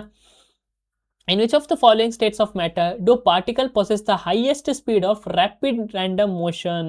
ವಸ್ತುವಿನ ಕೆಳಗಿನ ಯಾವ ಸ್ಥಿತಿಗಳಲ್ಲಿ ಕಣಗಳು ವೇಗವಾದ ಯಾದೃಚ್ಛಿಕ ಚಲನೆ ಅತ್ಯಧಿಕ ವೇಗವನ್ನು ಹೊಂದಿರುತ್ತದೆ? ಸೊ ಯಾವೊಂದು ಸ್ಟೇಟ್ ಆಫ್ ಮ್ಯಾಟರಲ್ಲಿ ನಿಮಗೆ ಹೈಯೆಸ್ಟ್ ಸ್ಪೀಡ್ ಅಥವಾ ರ್ಯಾಪಿಡ್ ಮೋಷನ್ ಇರುತ್ತಪ್ಪ? ಈಗ ಸಾಲಿಡಲ್ಲಾದರೆ ನಿಮಗೇನು?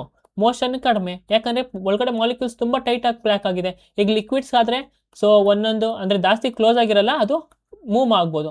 ಬಟ್ ಗ್ಯಾಸಲ್ಲಾದರೆ ಗ್ಯಾಸಲ್ಲಿ ನೋಡಿ ಇಲ್ಲಿ ಇರುತ್ತೆ. ಅವಾಗ ಪಾರ್ಟಿಕಲ್ಸ್ ಏನು ಮಾಡ್ಬೋದು? ರ್ಯಾಪಿಡ್ ಆಗಿ ಮೂವ್ಮೆಂಟ್ ಮಾಡ್ಕೋಬೋದು. ಸೊ ಏನು? ಗ್ಯಾಸಲ್ಲಿ ಈ ಒಂದು ಸ್ಟೇಟ್ ಆಫ್ ಮ್ಯಾಟರಲ್ಲಿ ಪಾರ್ಟಿಕಲ್ಸ್ ಏನು ಆರಾಮಾಗಿ ಓಡಾಡ್ಕೊಂಡು ಇರ್ಬೋದು. So option D is the correct answer. A body of mass 2 kg is moving with a speed of 3 meters per second. Its kinetic energy is dash. 2 kg ದ್ರವ್ಯರಾಶಿ ವಸ್ತು 3 ಮೀಟರ್ ಪರ್ ಸೆಕೆಂಡ್ ವೇಗದ ಚಲಿಸುತ್ತದೆ. ಅದರ ಚಲನ ಶಕ್ತಿ ಕೆನೆಟಿಕ್ ಎನರ್ಜಿ ಅಂದ್ರೇನು? ಒಂದು object move ಆದಾಗ, kinetic energy ಅಂದರೆ ಒಂದು ಆಬ್ಜೆಕ್ಟ್ ಮೂವ್ ಆದಾಗ ಮೋಷನ್ ಕ್ರಿಯೇಟ್ ಆಗುತ್ತಲ್ವಾ, ಆ ಮೋಷನ್ ನಾವೇನಂತ ಕರಿತೀವಿ? ಕೆನೆಟಿಕ್ ಎನರ್ಜಿ ಅಂತ ನಾವು ಕರಿತೀವಿ ಅಲ್ವಾ? Simple concept. ಈಗ ಕೆನೆಟಿಕ್ ಎನರ್ಜಿನ ಕಂಡುಹಿಡಿಯೋಕ್ಕೆ ಫಾರ್ಮುಲಾ ಏನು? ನೆನ್ಪಿಟ್ಕೊಳ್ಳಿ, kinetic energy is equal to half into ನಮ್ಗೇನು ಕೊಟ್ಟಿದ್ದಾರೆ ಇಲ್ಲಿ? ಮಾಸ್ ಕೊಟ್ಟಿದ್ದಾರಾ? ಮಾಸ್ ಬಾಡಿ ಆಫ್ ಮಾಸ್ ಕೊಟ್ಟಿದ್ದೀರಾ, ಆಮೇಲೆ ಇನ್ನೇನು ಕೊಟ್ಟಿದ್ದಾರೆ, ವೆಲಾಸಿಟಿ ಅಥವಾ ಆಕ್ಸಿಲರೇಷನ್ ಅಂತ ಕರಿತೀವಿ. ಓಕೆನಾ, ಏನಂತ ಕರಿತೀವಿ, ಸ್ಪೀಡ್ ಸ್ಕ್ವೇರ್ ಅಂತ ನಾವು ಕರಿತೀವಿ. ಸರಿನಾ. ಸೊ ಇದಿಷ್ಟು ವೆಲಾಸಿಟಿಗೆ ಅಂದರೆ ಕೆನೆಟಿಕ್ ಎನರ್ಜಿಗೆ ಫಾರ್ಮುಲಾ. ಸೊ ಈಗ ಎಸ್ ಆರ್ ತಗೊಳ್ತೀವಿ ಅಥವಾ ವಿ ಆದ್ರೂ ಕೂಡ ನಾವು ತಗೊಳ್ತೀವಿ. ಸೊ ಏನು ಎಮ್ ವಿ ಸ್ಕ್ವೇರ್ ಅಂತ ನಾವು ಕೊಡಿತೀವಿ, half into M V square. ನಾವೀಗ ಮಾಡೋಣ, ಹಾಫ್ ಇಂಟು ಎಮ್ ಅಂದರೆ ಏನಪ್ಪ, ಮಾಸ್ ಎಷ್ಟೈತಪ್ಪ, 2 kg ಐತೆ, ಇಂಟು ವಿ ಅಂದರೆ ಏನು, ಸ್ಪೀಡ್ ವೆಲಾಸಿಟಿ, ಅದರ ಸ್ಪೀಡ್ ಅಂತ ತೊಗೊಳ್ತೀವಿ. ಸ್ಪೀಡ್ ಎಷ್ಟು, 3 ಸ್ಕ್ವೇರ್ ಆಗಿ ಇದು ಮಾಡ್ತೀವಿ. ಓಕೆನಾ, ನಮಗೆ ಸ್ಪೀಡ್ ಜಾಸ್ತಿ ಇದ್ರೆ ಏನಾಗುತ್ತೆ, ಕೆನೆಟಿಕ್ ಎನರ್ಜಿ ಜಾಸ್ತಿ ಇರುತ್ತೆ. ಸೊ ಮಾಡೋಣ, 2 ಕ್ಯಾನ್ಸಲ್ ಆಗುತ್ತೆ, 3 ಸ್ಕ್ವೇರ್ ಏನು, 9 joule is the correct answer. A is the correct answer. A solenoid behaves like a magnet because solenoid ಅಯಸ್ಕಾಂತದಂತೆ ವರ್ತಿಸುತ್ತದೆ. ಏಕೆಂದರೆ, ಯಾಕೆ ಅಪ್ಪ ಸಾಲಿನಾಯ್ಡು ಮ್ಯಾಗ್ನೆಟ್ ಥರ ಬಿಹೇವ್ ಆಗುತ್ತೆ? ಸೊ ನಾನು ಕನ್ನಡ ಸ್ವಲ್ಪ ನಾನು ಈಗ ಇನ್ನೂ ಕಲಿತಾ ಇದ್ದೀನಿ, ಯಾಕಂದರೆ ನಾವು ಇಂಗ್ಲೀಷಲ್ಲಿ ಮಾಡಿ ಕ್ಲಾಸು ನನಗೆ ಕನ್ನಡ ಕೀವರ್ಡ್ಸ್ ಬರಲ್ಲ. ಇನ್ ಕೇಸ್ ಏನಾದರೂ ಐ ಆಮ್ ಸ್ಟಿಲ್ ಲರ್ನಿಂಗ್, ಈ ಒಂದು ಅಪೋಲೈಸ್ ನಿಮ್ಮ ಹತ್ರ ಇರಲಿ. ಯಾಕಂದರೆ ಕನ್ನಡ ವರ್ಡ್ಸ್ಗೂ ಒಂದೊಂದ್ಸಲಿ ಸೈನ್ಸಲ್ಲಿ ನಮಗೆ ಅರ್ಥ ಆಗಲ್ಲ, ಅಂದರೆ ಅಷ್ಟು ಬೇಗ ನಮಗೆ ಪ್ರೊನೌನ್ಸ್ ಮಾಡೋಕ್ಕೆ ಆಗಲ್ಲ. ಓಕೆನಾ, so sorry for that, but I will definitely learn. ಅಂದರೆ 10 ಕ್ಲಾಸ್ ಮಾಡ್ಕೊಬಂದಿದ್ದ, ಇವಾಗ ಒಂದು ಸ್ವಲ್ಪ ಜಾಸ್ತಿನೇ ಕಲ್ತಿದ್ದೀನಿ. ಓಕೆನಾ, ಸೊ ಇನ್ನೂ ಕಲಿತೀನಿ, ಅಲ್ಲಿ ಗಂಟ ಸ್ವಲ್ಪ ನಮ್ಮ ಅಪೋಲೈಜಸ್ ನಿನ್ನ ಹತ್ರ ಇರುತ್ತೆ. ಓಕೆನಾ. ಆ ಸಾಲಿನಾಯ್ಡ್ ಬಿಹೇವ್ಸ್ ಲೈಕ್ ಅ ಮ್ಯಾಗ್ನೆಟ್. ಸಾಲಿನಾಯ್ಡ್ ಅಂದ್ರೆ ಏನು, ಅದೊಂದು ರಾಡ್, ಐರನ್ ರಾಡ್. ಓಕೆನಾ, ಈ ಐರನ್ ರಾಡ್ಗೆ ಕಾಪರ್ ಸುತ್ತಬಿಟ್ಟು ಏನು ಮಾಡ್ತೀವಿ, ಎಲೆಕ್ಟ್ರಿಸಿಟಿನ ಪಾಸ್ ಮಾಡ್ತೀವಿ. ಅದನ್ನು ನಾವೇನಂತ ಕರಿತೀವಿ, ಸಾಲಿನಾಯ್ಡ್ ಥರ ಇದು ಮಾಡ್ತೀವಿ. ಕಾಪರ್ ಸುತ್ತಿ ಎಲೆಕ್ಟ್ರಿಸಿಟಿ ಪಾಸ್ ಮಾಡಿದಾಗ ಅದೇನು ಮಾಡುತ್ತಪ್ಪ ಅಂತಂದರೆ, ನೋಡಿ ಇದು ಐರನ್ ರಾಡ್ ಅಲ್ವಾ, ಇದಕ್ಕೆ ಕಾಪರ್ ಸುತ್ತಿದ್ದೀವಿ. ಈಗ ಕಾಪರ್ ಸುತ್ತಿ ಎಲೆಕ್ಟ್ರಿಸಿಟಿ ಪ್ರೊವೈಡ್ ಮಾಡಿದ್ರೆ ಅದೇನು ಕ್ರಿಯೇಟ್ ಮಾಡುತ್ತೆ, ಮ್ಯಾಗ್ನೆಟಿಕ್ ಫೀಲ್ಡ್ನ ಕ್ರಿಯೇಟ್ ಮಾಡುತ್ತೆ. ಏನು ಕ್ರಿಯೇಟ್ ಮಾಡುತ್ತೆ, ಮ್ಯಾಗ್ನೆಟಿಕ್ ಫೀಲ್ಡ್ನ ಕ್ರಿಯೇಟ್ ಮಾಡುತ್ತೆ. ಅಂದರೆ ಇದು ಮ್ಯಾಗ್ನೆಟ್ ಥರ ಆ್ಯಕ್ಟ್ ಮಾಡುತ್ತೆ, ನಾನು ಈ ಕಾನ್ಸೆಪ್ಟ್ ಪೂರ್ತಿಯಾಗಿ ಎಕ್ಸ್ಪ್ಲೇನ್ ಮಾಡಿದ್ದೀನಿ. ಸರಿನಾ. ಸೊ ಆಪ್ಷನ್ ಏನು, current in its turn produces a magnetic field. ಅದರೊಳಗಿರೋ ಕರೆಂಟ್ ಏನು ಮಾಡುತ್ತೆ, ಮ್ಯಾಗ್ನೆಟಿಕ್ ಫೀಲ್ಡ್ನ ಪ್ರೊಡ್ಯೂಸ್ ಮಾಡುತ್ತೆ. ಓಕೆನಾ. Which of the following muscular structure is are responsible for modifying the curvature and thus changing the focal length of the fibrous jelly like eye lens. ನಾರಿನಂತಹ ಜೆಲ್ಲಿಯಂತಹ ಕಣ್ಣಿನ ಮಸೂರದ ವಕ್ರತೆಯನ್ನು ಮಾರ್ಪಡಿಸಲು ಮತ್ತು ಆ ಮೂಲಕ ನಾಭಿದೊರವನ್ನು ಬದಲಾಯಿಸಲು ಕೆಳಗಿನ ಯಾವ ಸ್ನಾಯುವಿನ ರಚನೆ ಕಾರಣವಾಗಿದೆ? ಸೊ ಇಲ್ಲಿ ಯಾವ್ದ್ರ ಬಗ್ಗೆ ಮಾತಾಡ್ತಿದ್ದೀವಿ, ಹ್ಯೂಮನ್ ಐ ಬಗ್ಗೆ ಮಾತಾಡ್ತಿದ್ದೀವಿ. ಕ್ವಶನ್ ಏನ್ರ ಮೇಲೆ ಕೇಳ್ತಿದ್ದಾರೆ, ಹ್ಯೂಮನ್ ಐ ಬಗ್ಗೆ ಕೇಳ್ತಿದ್ದಾರೆ. ಓಕೆನಾ, ಹಾಟ್ ಟಾಪಿಕ್ಕು, ನೆನ್ಪಿಟ್ಕೊಳ್ಳಿ. ಕ್ವಶನ್ ಯಾವಾಗ ಬೇಕಾದ್ರೂ ಹ್ಯೂಮನ್ ಐ ಮೇಲೆ ನಿಮಗೆ ಬರ್ಬೋದು. ಸರಿನಾ. ಸೊ ಈಗ ರೆಟಿನಾ ಅಂದರೆ ಏನು, ಪ್ಯೂಪಿಲ್ ಅಂದರೆ ಏನು, ಐರಿಸ್ ಅಂದರೆ ಏನು, ಸಿಲಿಲರಿ ಮಸಲ್ಸ್ ಅಂದರೆ ಏನು? ಓಕೆನಾ. ಈ ರೆಟಿನಾ ಅಂತ ಅಂದ್ರೆ ಏನಿಲ್ಲ, ಜಸ್ಟ್ ನಮ್ಮ ಕ್ಯಾಮ್ರಾ ಅಂತ ಅನ್ಕೊಳ್ಳಿ. ಈಗ ನೀವು ಕ್ಯಾಮ್ರಾದಲ್ಲಿ ಫೋಟೋ ಹಿಡಿದ್ರೆ ಏನಾಗುತ್ತೆ, ಇಮೇಜ್ ಶೋ ಆಗುತ್ತೆ ಅಲ್ವಾ, ಇಮೇಜು ಶೋ ಆಗುತ್ತೆ. ಸೊ ನಮ್ಮ ಕಣ್ಣಲ್ಲಿ ಎಲ್ಲಿ ಇಮೇಜ್ ಶೋ ಆಗುತ್ತೆ ಆ ಇಮೇಜ್ನ ಬ್ರೈನ್ಗೆ ಯಾವ್ದು ಟ್ರಾನ್ಸ್ಫರ್ ಮಾಡುತ್ತೆ ಅಂದರೆ ಅದನ್ನು ನಾವು ರೆಟಿನಾ ಅಂತ ಕರಿತೀವಿ. ಪ್ಯೂಪಿಲ್ ಅಂದ್ರೆ ಏನು, ಈ ಪ್ಯೂಪಿಲು ನಮಗೆ ಕಣ್ಣು ಮುಂದೆ ಬರುವಂಥ ಒಂದು ಲೈಟ್ನ ಏನು ಮಾಡುತ್ತೆ, ತಡೆಯುತ್ತೆ. ಓಕೆನಾ, ಏನು ಮಾಡುತ್ತೆ, ತಡೆಯುತ್ತೆ. ಸೊ ಅವಾಯ್ಡ್ ಲೈಟ್ ಅಂತ ಕರಿತೀವಿ. ಓಕೆನಾ. ಐರಿಸ್ ಅಂದರೆ, ಈ ಐರಿಸ್ ಅಂದರೆ ಈಗ ಲೈಟ್ ಬರ್ಬೇಕಾದ್ರೆ ಪ್ಯೂಪಿಲ್ ಸೈಜ್ ಸಣ್ಣ ಇರಬೇಕಾ ದಪ್ಪ ಇರಬೇಕಾ, ಅದನ್ನ ಮ್ಯಾನೇಜ್ ಮಾಡೋದು ಯಾವುದಪ್ಪ ಅಂದರೆ ಐರಿಸ್ ಅಂತ ಕರಿತೀವಿ. ಹಾಗಾದರೆ ಸಿಲಿಲರಿ ಮಸಲ್ಸ್ ಅಂದರೆ ಏನು, ಈ ಸಿಲಿಲರಿ ಮಸಲ್ಸ್ ಅಂದರೆ, ನಾನು ನೀಟಾಗಿ ಸಿಂಪಲಾಗಿ ಎಕ್ಸಾಂಪಲ್ ಕೊಡ್ತೀವಿ. ಈಗ ನೀವು ಒಂದು ಪೆನ್ನ ನಿಮ್ಮ ಕಣ್ಣು ಮುಂದೆ ತೊಗೊಂಡೋಗಿ ನೋಡಿ, ಆ ಪೆನ್ನು ಬಿಟ್ಟರೆ ಇನ್ನು ಮಿಕ್ಕಿದೆಲ್ಲ ನಿಮಗೆ ಬ್ಲರಾಗಿ ಕಾಣಿಸುತ್ತೆ ಈಚೆ ಕಡೆ ಬ್ಯಾಕ್ಗ್ರೌಂಡ್ ಎಲ್ಲ. ಬಟ್ ಅದೇ ದೂರ ಇಟ್ಕೊಂಡು ನೋಡಿ, ಬ್ಯಾಕ್ಗ್ರೌಂಡು ನಾರ್ಮಲ್ ಆಗಿ ಕಾಣಿಸುತ್ತೆ, ಪೆನ್ನು ಕೂಡ ನಾರ್ಮಲ್ ಆಗಿ ಕಾಣಿಸುತ್ತೆ. ಈ ಒಂದು ಮೂಮೆಂಟ್ ಅಥವಾ ಈ ಒಂದು ಫೋಕಲ್ ಲೆಂತ್ನ ಡಿಕ್ರೀಸ್ ಮಾಡೋದಾಗ್ಲಿ ಇನ್ಕ್ರೀಸ್ ಮಾಡೋದಾಗ್ಲಿ, ಸೊ ನಾವು ಈಗ ಮುಂದೆ ತಗೊಬಂದ್ರೆ ಏನಾಗುತ್ತೆ, ನಮ್ಮ ಫೋಕಲ್ ಲೆಂತ್ ಏನು ಹತ್ರ ಆಗುತ್ತೆ, ನಮ್ಮ ಕಣ್ಣಲ್ಲಿರೋ ಫೋಕಲ್ ಲೆಂತು ಹತ್ರ ಆಗುತ್ತೆ. ಸೊ ಆ ಥರ ಒಂದು ಒಳಗಡೆ ಲೆನ್ಸ್ನ ಮೂವ್ಮೆಂಟ್ ಮಾಡೋದು ಯಾವುದಪ್ಪ ಅಂತಂದರೆ ಸಿಲಿಲರಿ ಮಸಲ್ಸ್ ಅಂತ ಕೇಳ್ತೀವಿ. ಅದನ್ನೇ ಕ್ವಶನಲ್ಲಿ ಕೇಳಿರೋದು. ಏನು ಕೇಳಿರೋದು, ಕ್ವಶನಲ್ಲಿ ಅದ್ರ ಬಗ್ಗೆನೇ ಕೇಳಿರೋದು. So option D is the correct answer ಅಂತ ನಾವು ಕರಿತೀವಿ. ನೋಡಿ, ಇದನ್ನ ಕ್ರಿಸ್ಟಲೈನ್ ಲೆನ್ಸ್ ಅಥವಾ ಇಲ್ಲಿ ಲೆನ್ಸ್ ಇರುತ್ತಲ್ಲ, ಸೊ ಯಾವಾಗ ಈಗ ನಾವು ಮುಂದೆ ತಗೊಬರ್ತೀವೋ, ನಿಯರ್ ವಿಷನ್ ಆಬ್ಜೆಕ್ಟ್ ನಮ್ಮ ಮುಂದೆ ಬರುತ್ತೋ ಅದೇನಾಗುತ್ತೆ, ಸ್ವಲ್ಪ ಹಿಂದೆ ಬರುತ್ತೆ. ಓಕೆನಾ, ಯಾವಾಗ ದೂರ ಹೋಗುತ್ತೋ ಅದು ಮುಂದೆ ಬಂದು ದೊಡ್ಡದಾಗುತ್ತೆ. ಇದು ನಾವು ಸಿಲಿಲರಿ ಮಸಲ್ಸ್ ಅಂತ ನಾವು ಕರಿತೀವಿ, ಅಥವಾ ಲೆನ್ಸ್ ಕರ್ವೇಚರ್ ಅಂತ ಕರಿತೀವಿ. ಈ ಕಂಪ್ಲೀಟ್ ಕಾನ್ಸೆಪ್ಟ್ನ ನಾವೆಲ್ಲ ಓದ್ತೀವಿ ಅಂದರೆ ಫಿಸಿಕ್ಸ್ ಚಾಪ್ಟರಲ್ಲಿ, ಚಾಪ್ಟರಲ್ಲಿ ನಾವು ಇದನ್ನ ಓದ್ತೀವಿ. ಸರಿನಾ. Which equation correctly represents the reaction of aluminum with hydrochloric acid? Hydrochloric ಆಮ್ಲದೊಂದಿಗೆ ಅಲ್ಯೂಮಿನಿಯಂನಿಂದ ಪ್ರತಿಕ್ರಿಯೆಯನ್ನು ಯಾವ ಸಮೀಕರಣವು ಸರಿಯಾಗಿ ಪ್ರತಿನಿಧಿಸುತ್ತದೆ. ಸೊ ಈಗ ಯಂತ್ರ ಬಗ್ಗೆ ಮಾತಾಡ್ತಿದೀವಿ, ಒಂದು ಅಲ್ಯೂಮಿನಿಯಂ ಬಗ್ಗೆ ಮಾತಾಡ್ತಿದೀವಿ, ಇನ್ನೊಂದು ಹೈಡ್ರೋಕ್ಲೋರಿಕ್ ಆಸಿಡ್ ಬಗ್ಗೆ ಮಾತಾಡ್ತಿದೀವಿ. ಓಕೆನಾ? ಸೊ ಅಲ್ಯೂಮಿನಿಯಂ ವೇಲೆನ್ಸಿ ಎಷ್ಟಿರುತ್ತೆ? ನಮ್ಗೆ ಏನ್ ಕೇಳಿದ್ದಾರೆ? ಒಂದು ಕೆಮಿಕಲ್ ಈಕ್ವೇಶನ್ ರಿಯಾಕ್ಷನ್ ಆದಾಗ ಹೇಗೆ ಈಕ್ವೇಶನ್ ಫಾರ್ಮ್ ಆಗುತ್ತೆ ಅದ್ರ ಬಗ್ಗೆ ಕೇಳಿದ್ದಾರೆ. ನಾವ್ ಈ ತರ ಬಂದಾಗ ನಾವೇನ್ ಮಾಡ್ಬೇಕು? ಅಲ್ಯೂಮಿನಿಯಂ ವೇಲೆನ್ಸಿ ಎಷ್ಟು ತಿಳ್ಕೊಬಿಡ್ಬೇಕು. ಅಲ್ಯೂಮಿನಿಯಂ ವೇಲೆನ್ಸಿ ಎಷ್ಟು? 3 ಪ್ಲಸ್ ನೆಕ್ಸ್ಟ್ ಏನ್ ರಿಯಾಕ್ಟ್ ಆಗ್ತೈತಿ ಇಲ್ಲಿ? Hydrochloric acid. ಹೈಡ್ರೋಕ್ಲೋರಿಕ್ ಆಸಿಡ್ ಅಂತಂದ್ರೆ HCl ಅಂತ ಬರಿತೀವಿ. ಯಾವುದು? ಒಂದು ನಿಮಿಷ. HCl ಅಂತ ಬರಿತೀವಿ. HCl ಅಂತ ಬರಿತೀವಿ. ಆದ್ರೆ ಇವಾಗ ಕ್ಲೋರಿನ್, ಹೈಡ್ರೋಜನ್ ಬಿಡಿ, ಹೈಡ್ರೋಜನ್ 1, ಕ್ಲೋರಿನ್ ಅಟಾಮಿಕ್ ಮಾಸ್ ಎಷ್ಟು? ವೇಲೆನ್ಸಿ ಎಷ್ಟು? ಕ್ಲೋರಿನ್ ಅಂದ್ರೆ 1 ಅಂತ ಕರಿತೀವಿ. ಯಾಕಂದ್ರೆ ನಾವು ನೋಡಿದ್ವಿ ಮುಂಚೆ ಕ್ಲೋರಿನ್ ಏನಿರುತ್ತೆ ವೇಲೆನ್ಸಿ, ಐಸೋಟೋಪ್ಸ್ ಎರಡು ಕಂಬೈನ್ ಆಗಿರುತ್ತೆ, ಮತ್ತೆ ಕ್ಲೋರಿನ್ ವೇಲೆನ್ಸಿನು 1. ಸೊ ಇವೆರಡು ಕಂಬೈನ್ ಆದಾಗ ಏನಾಗುತ್ತೆ ಅಪ್ಪ ಅಂತಂದ್ರೆ Al ಅಂದ್ರೆ ಅಲ್ಯೂಮಿನಿಯಂ ಕ್ಲೋರಿನ್ 3 ಆಗುತ್ತೆ. ಓಕೆನಾ? ಏನಾಗುತ್ತೆ? AlCl3 ಆಗುತ್ತೆ ಪ್ಲಸ್. ಓಕೆನಾ? ಇಲ್ಲಿ ನೋಡಿ ಯಾವ ಆಪ್ಷನ್ ಐತಪ್ಪ? AlCl3 ಅಂತ ಬರಬೇಕು. AlCl3 ಅಂತ ಬರಬೇಕು. ವೇಲೆನ್ಸಿನ ನಾವು ಕಂಬೈನ್ ಮಾಡಿದಾಗ Al ಅಂದ್ರೆ ಅಲ್ಯೂಮಿನಿಯಂ ಕ್ಲೋರಿನ್ 3 ಅಂತ ಬರಬೇಕು. ಯಾಕಂದ್ರೆ 3 ಆಟಮ್ಗಳು, ಸರಿನಾ? 3 ಬರಬೇಕು. ಇಲ್ಲೂ 3, ಇಲ್ಲೂ 3. ಸೊ ಮೊದಲನೇ ಆಪ್ಷನ್ ಮತ್ತೆ ಇನ್ನು 3 ನಾವು ಇಟ್ಕೋಬಹುದು. ಬಟ್ ಲಾಸ್ಟ್ನೇ ನೋಡೋದಾದ್ರೆ ಇಲ್ಲಿ ನಮಗೆ ಈಕ್ವೇಶನ್ ಏನಾಗಿದೆ? ಬ್ಯಾಲೆನ್ಸ್ ಆಗಿಲ್ಲ. 3H2 ಐತೆ, ಬಟ್ ಇಲ್ಲಿ 3, ಇದು 2 ಐತೆ, ಇಲ್ಲಿ 3 ಐತೆ. ಸೊ ಲಾಸ್ಟ್ನೇ ಆಪ್ಷನ್ ನಾವು ಎಲಿಮಿನೇಟ್ ಮಾಡ್ಬೋದು, ಯಾಕಂದ್ರೆ ಬ್ಯಾಲೆನ್ಸ್ ಆಗಿಲ್ಲ. ಬ್ಯಾಲೆನ್ಸ್ ಅಂದ್ರೆ ಈಕ್ವೇಶನ್ ಅಲ್ಲಿ ರಿಯಾಕ್ಟೆಂಟ್ ಕಡೆನೂ ಒಂದೇ ಆಟಮ್ಸ್ ಇರಬೇಕು, ಪ್ರಾಡಕ್ಟ್ ಕಡೆನೂ ಕೂಡ ಸೇಮ್ ನಂಬರ್ ಆಫ್ ಆಟಮ್ಸ್ಗಳು ನಮಗೆ ಕಾಣಿಸ್ಬೇಕು. ಬಟ್ ಇಲ್ಲಿ ಎಲ್ಲಿ ಕಾಣಿಸ್ತೈತೆ ಅಂದ್ರೆ ಸೆಕೆಂಡ್ ಆಪ್ಷನ್ ನೋಡಿದ್ರೆ ನೋಡಿ 2Al ಅಂತ ಕರಿತೀವಿ. ಈ 2Al ಇಲ್ಲಿ 2Al ಐತಾ, ಪ್ಲಸ್ HCl ಹೈಡ್ರೋಜನ್ 3 ಕ್ಲೋರಿನ್ 3 ಅಂತ ಐತಿ ಇಲ್ಲಿ ಎರಡನೇ. ಇಲ್ಲಿ Cl3 ಅಂದ್ರೆ ಇದಕ್ಕೆ 3 ಕೊಟ್ಟು, ಆಮೇಲೆ H2 3H2 ಕೊಟ್ಟಿದ್ದೀವಿ, 3 ಹೈಡ್ರೋಜನ್ ಕೊಟ್ಟಿದ್ದೀವಿ. ಸೊ ಆಪ್ಷನ್ ಏನು? B is the correct answer. ಹಾಗಾದ್ರೆ ಈ ಒಂದು ಈಕ್ವೇಶನ್ ಯಾವುದಕ್ಕೆ ಸಂಬಂಧಪಡುತ್ತೆ? ಯಾವುದಕ್ಕೆ ಸಂಬಂಧಪಡುತ್ತೆ? ಕಮೆಂಟ್ ಅಲ್ಲಿ ತಿಳಿಸಿ. ನಾವು ಈ ಈಕ್ವೇಶನ್ ಆಗ್ಲೇ ನಾವು ಕ್ವಶನ್ ಕೇಳಿದ್ದಾರೆ ನಮಗೆ, ಬಟ್ ಇವಾಗ ಕೆಮಿಕಲ್ ಈಕ್ವೇಶನ್ ಬಗ್ಗೆ ನಮಗೆ ಕೇಳಿದ್ದಾರೆ. ಈ ಈಕ್ವೇಶನ್ ಯಾವುದು? ಈ ರಿಯಾಕ್ಷನ್ ನಾವು ಏನಂತ ಕರಿತೀವಿ? ನನಗೆ ಕಮೆಂಟ್ ಅಲ್ಲಿ ತಿಳಿಸಿ, ಸರಿನಾ? Which of the following method of reproduction ensures rapid increase in population? ಕೆಳಗಿನ ಯಾವ ಸಂತಾನೋತ್ಪತ್ತಿಯ ವಿಧಾನವು ಜನಸಂಖ್ಯೆಯನ್ನು ತ್ವರಿತ ಹೆಚ್ಚಳವನ್ನು ಖಚಿತಪಡಿಸುತ್ತದೆ? ಸೊ ಯಾವೊಂದು ಮೋಡ್ ಆಫ್ ರೀಪ್ರೊಡಕ್ಷನ್ ಅಲ್ಲಿ ಪಾಪ್ಯುಲೇಷನ್ ಬೇಗ ಇನ್ಕ್ರೀಸ್ ಆಗುತ್ತಪ್ಪ ಅಂದ್ರೆ ಆ ಒಂದು ಪ್ರಾಸೆಸ್ ಜಾಸ್ತಿ ಆದ್ರೆ ಪಾಪ್ಯುಲೇಷನ್ ಜಾಸ್ತಿ ಆಗುತ್ತೆ. ಸೊ ಯಾವ್ದಪ್ಪ ಅಂತಂದ್ರೆ ಏಸೆಕ್ಸುವಲ್ ರೀಪ್ರೊಡಕ್ಷನ್ ಅಂತ ಕರಿತೀವಿ. ಓಕೆನಾ? ನಿರ್ಲಿಂಗ ಸಂತಾನೋತ್ಪತ್ತ ಅಂದ್ರೆ ಒಂದೇ ಪೇರೆಂಟ್ ಇರ್ತಾರೆ ಅದ್ರೊಳಗೆ, ಅದಕ್ಕೆ ನಿರ್ಲಿಂಗ ಅಂತ ಕರಿತೀವಿ, ಸರಿನಾ? ಏಸೆಕ್ಷುವಲ್ ರೀಪ್ರೊಡಕ್ಷನ್ ಏನೇನು? ಫಾಸ್ಟ್ ಅಂದ್ರೆ ರೀಪ್ರೊಡಕ್ಷನ್ ಏನಾಗುತ್ತೆ? ಫಾಸ್ಟ್ ಆಗಿರುತ್ತೆ. ಫಾಸ್ಟ್ ಅಂತ ಅಂದ್ರೆ ಏನು? ಪಾಪ್ಯುಲೇಷನ್ ಜಾಸ್ತಿ ಬೆಳೆಯುತ್ತೆ, ಹೈ ಇನ್ಕ್ರೀಸ್, ಸರಿನಾ? Which of the following is a diatomic molecule formed by a non metallic elements? ಲೋಹದ ಧಾತುವಿನಿಂದ ರೂಪುಗೊಂಡ ಡೈ ಅಟಾಮಿಕ್ ಅಣು ಕೆಳಗಿನ ಅವುಗಳಲ್ಲಿ ಯಾವುದು ಅಂತ ಕೇಳಿದ್ದಾರೆ. ಈಗ ನಮಗೆ ಡೈ ಅಟಾಮಿಕ್ ಅಂದ್ರೆ ಏನು? ಡೈ ಅಟಾಮಿಕ್ ಅಂದ್ರೆ ಡೈ ಅಂದ್ರೆ 2, ಅಟಾಮಿಕ್ ಅಂದ್ರೆ ಆಟಮ್. ಓಕೆನಾ? 2 ಆಟಮ್ ಇಂದ ಕೂಡಿದ್ರೆ ಅದನ್ನು ನಾವು ಡೈ ಅಟಾಮಿಕ್ ಅಂತ ಕರಿತೀವಿ. ಒಂದೇ ಒಂದು ಆಟಮ್ ಇಂದ ಕೂಡಿದ್ರೆ ಅದನ್ನ ಅಂತ ಕರಿತೀವಿ, ಮೋನೋ ಅಟಾಮಿಕ್ ಅಂತ ಕರಿತೀವಿ.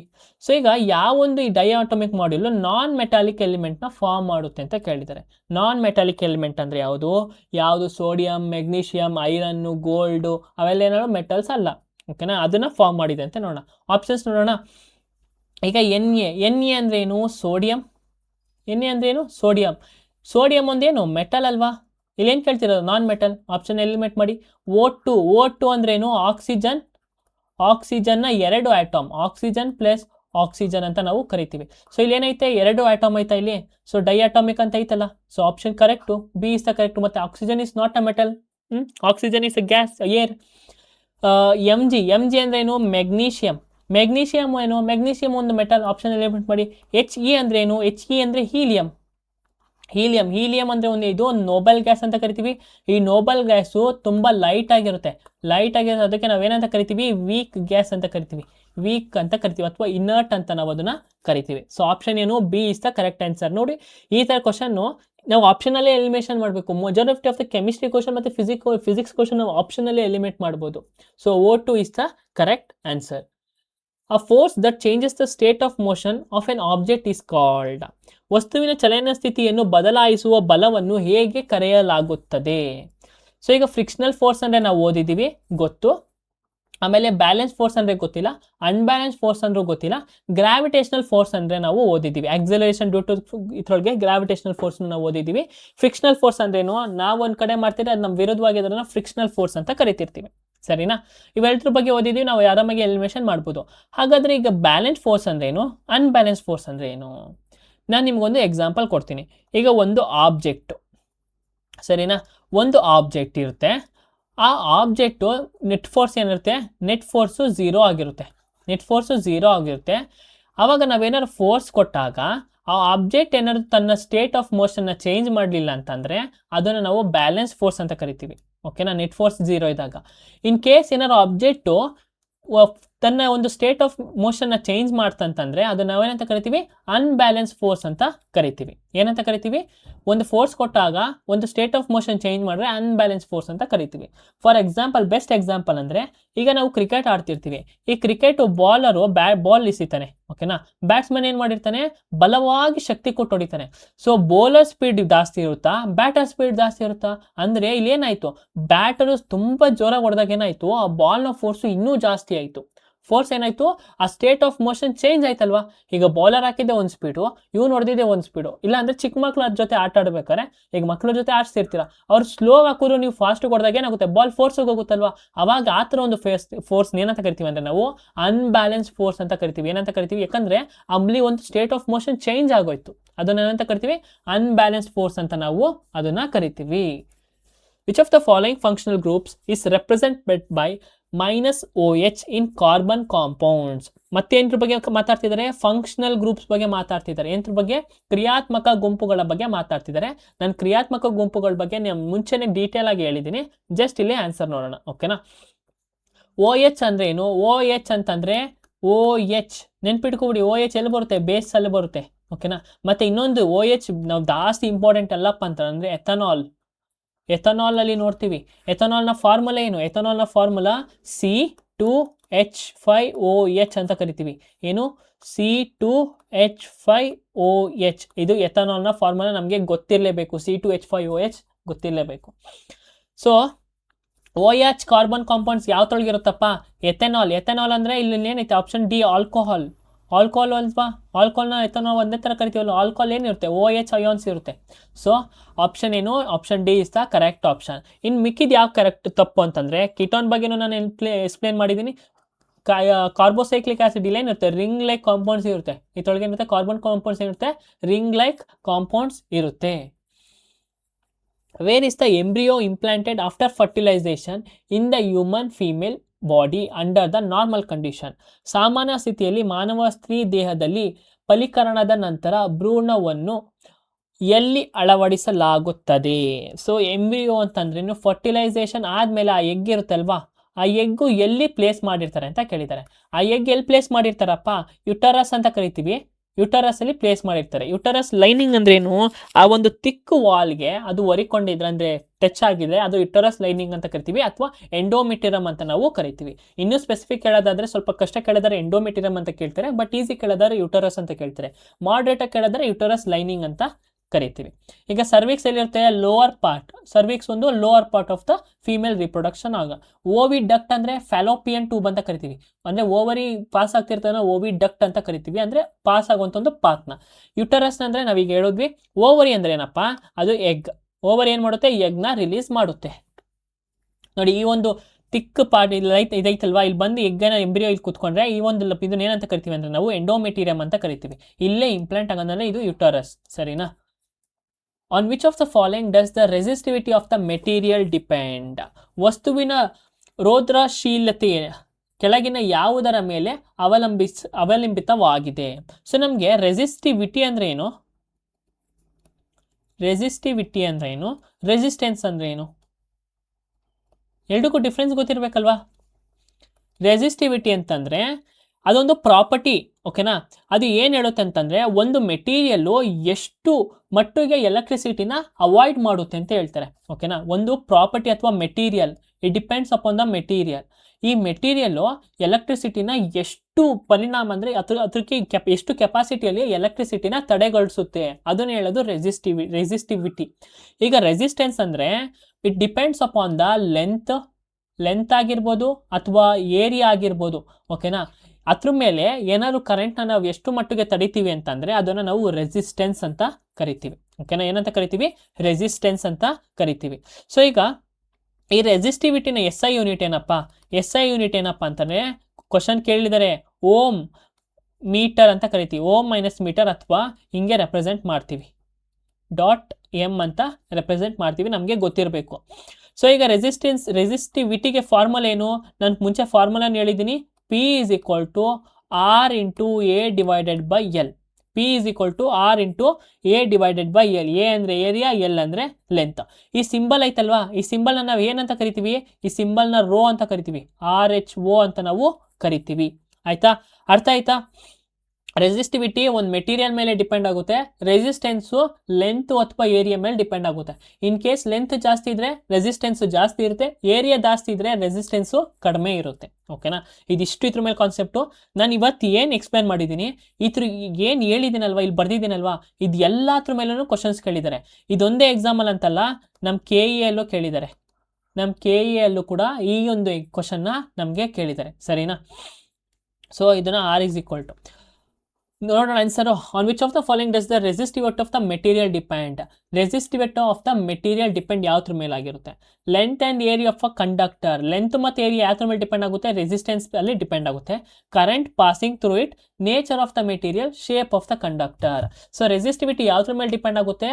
ಒಂದು ಮೆಟೀರಿಯಲ್ ಮೇಲೆ ಅದು ಡಿಪೆಂಡ್ ಆಗುತ್ತೆ, ವಸ್ತುವಿನ ಸ್ವಭಾವದ ಮೇಲೆ ಅದು ಡಿಪೆಂಡ್ ಆಗುತ್ತೆ. ಫಾರ್ ಎಕ್ಸಾಂಪಲ್ ನೋಡಿ, ಕಾಪರ್ ಅಲ್ಲೇನು ಜಾಸ್ತಿ ಎಲೆಕ್ಟ್ರಿಸಿಟಿ ಆರಾಮಾಗಿ ಪಾಸ್ ಆಗುತ್ತೆ, ಆದರೆ ರಬ್ಬರಲ್ಲಿ ಪಾಸ್ ಆಗುತ್ತೆ. ರಬ್ಬರಲ್ಲಿ ರೆಸಿಸ್ಟಿವಿಟಿ ಜಾಸ್ತಿ ಇರುತ್ತೆ, ಕಾಪರಲ್ಲಿ ಕಡಿಮೆ ಇರುತ್ತೆ. ಸೊ ಇದಕ್ಕೆ ಎಕ್ಸಾಂಪಲ್ ಯಾವುದಪ್ಪ ಅಂದರೆ ಬೆಸ್ಟ್ ಕಾಪರ್ ಮತ್ತು ರಬ್ಬರ್ ಅಂತ ಹೇಳ್ಬೋದು. Which of the following statement is true regarding the big dams and flood control? ದೊಡ್ಡ ಅಣೆಕಟ್ಟುಗಳನ್ನು ಮತ್ತು ಪ್ರವಾಹ ನಿಯಂತ್ರಣಕ್ಕೆ ಸಂಬಂಧಿಸಿದಂತೆ ಕೆಳಗಿನ ಯಾವ ಹೇಳಿಕೆ ಸತ್ಯವಾಗಿದೆ? ಸೊ ನಮಗೆ ಇದು ಯಾವ್ದ್ರ ಮೇಲೆ ಅಂದರೆ ಡಿಸಾಸ್ಟರ್ ಮ್ಯಾನೇಜ್ಮೆಂಟ್. ಓಕೆನಾ, ಡಿಸಾಸ್ಟರ್ ಮ್ಯಾನೇಜ್ಮೆಂಟ್ ಮೇಲೆ ನಮಗೆ ಕ್ವಶನ್ ಇರುತ್ತೆ. ಅರ್ಥಕ್ವೇಕ್ ಅಂದ್ರೆ ಏನು, ಫ್ಲಡ್ ಅಂದ್ರೆ ಏನು, ಟೈಫಾನ್ ಅಂದ್ರೆ ಏನು, ಅಂದರೆ ಸೈಕ್ಲೋನ್ಸ್ ಅಂದ್ರೆ ಏನು, ಇದ್ರ ಬಗ್ಗೆ ನಮಗೆ ಗೊತ್ತಿರಬೇಕು. ನಮಗೆ ಏನಪ್ಪ ಕ್ವಶನ್ಸ್ ಬರುತ್ತೆ. ಓಕೆನಾ, ಡಿಸಾಸ್ಟರ್ ಮ್ಯಾನೇಜ್ಮೆಂಟಿಂದ. ಸೊ ಈ ಕ್ವಶನ್ ತುಂಬ ಈಸಿ ಕ್ವಶನ್ಸು, ಮತ್ತು ಕೇಳೋ ಕ್ವಶನ್ಸ್ ಎಲ್ಲ ಈಸಿ ಇರುತ್ತೆ, ಬಟ್ ನೀವು ಗಮನ ಕೊಟ್ಟು ಆನ್ಸರ್ ಮಾಡಬೇಕು. ಸೊ ಕಮೆಂಟಲ್ಲಿ ತಿಳಿಸಿ, ಈ ಒಂದು ಆನ್ಸರ್ನ ನೀವು ಕಮೆಂಟಲ್ಲಿ ತಿಳಿಸಿ. ತುಂಬ ಕ್ವಶನ್, ಈಸಿ ಕ್ವಶನ್. ಫ್ಲಡ್ ಅಂದ್ರೆ ಏನು? ಜಾಸ್ತಿ ನೀರು ಬಂದ್ಬಿಟ್ರೆ ಸಿಟಿ ಒಳಗಡೆ ಬಂದರೆ ಅಥವಾ ನೀರು ತುಂಬಿಕೊಂಡಿದ್ರೆ ಪ್ರದೇಶ, ಅದನ್ನು ಫ್ಲಡ್ ಅಂತ ಕರಿತೀವಿ. ಡ್ಯಾಮ್ಸ್ ಅಂದ್ರೆ ಏನು? ಈ ನೀರನ್ನ ಕಂಟ್ರೋಲ್ ಮಾಡೋಕ್ಕೆ ಏನಾದರೂ ಒಂದು ಅಣೆಕಟ್ಟಿನ ಅಂದರೆ ಒಂದು ಗೋಡೆ ಥರ ಬಿಲ್ಡ್ ಮಾಡಿ ಅಲ್ಲಿ ನೀರನ್ನ ತಡೆದಿದ್ರೆ ನಾವೆಲ್ಲ ಸ್ಟೋರ್ ಮಾಡ್ತಿರೋದನ್ನ ಡ್ಯಾಮ್ ಅಂತ ಕರಿತೀವಿ. ಓಕೆನಾ, ಆನ್ಸರ್ನ ನಮಗೆ ತಿಳಿಸ್ಕೊಡಿ. Which of the following organs is present in the chest cavity? ಕೆಳಗಿನ ಯಾವ ಅಂಗವು ಎದೆಯ ಕುಳಿಯಲ್ಲಿ ಇರುತ್ತದೆ? ಎದೆಯ ಕುಳಿಯಲ್ಲಿ ಇರೋದು ಯಾವುದಪ್ಪ ಅಂತಂದ್ರೆ ಯಾವುದು? ಲಂಗ್ಸ್ ಅಂತ ಕರಿತೀವಿ. ಅದು ಶ್ವಾಸಕೋಶಗಳು ಎದೆಯ ಕುಳಿಯಲ್ಲಿ. ಈಗ ಪ್ಯಾಂಕ್ರಿಯಾಸ್ ಎಲ್ಲಿರುತ್ತೆ?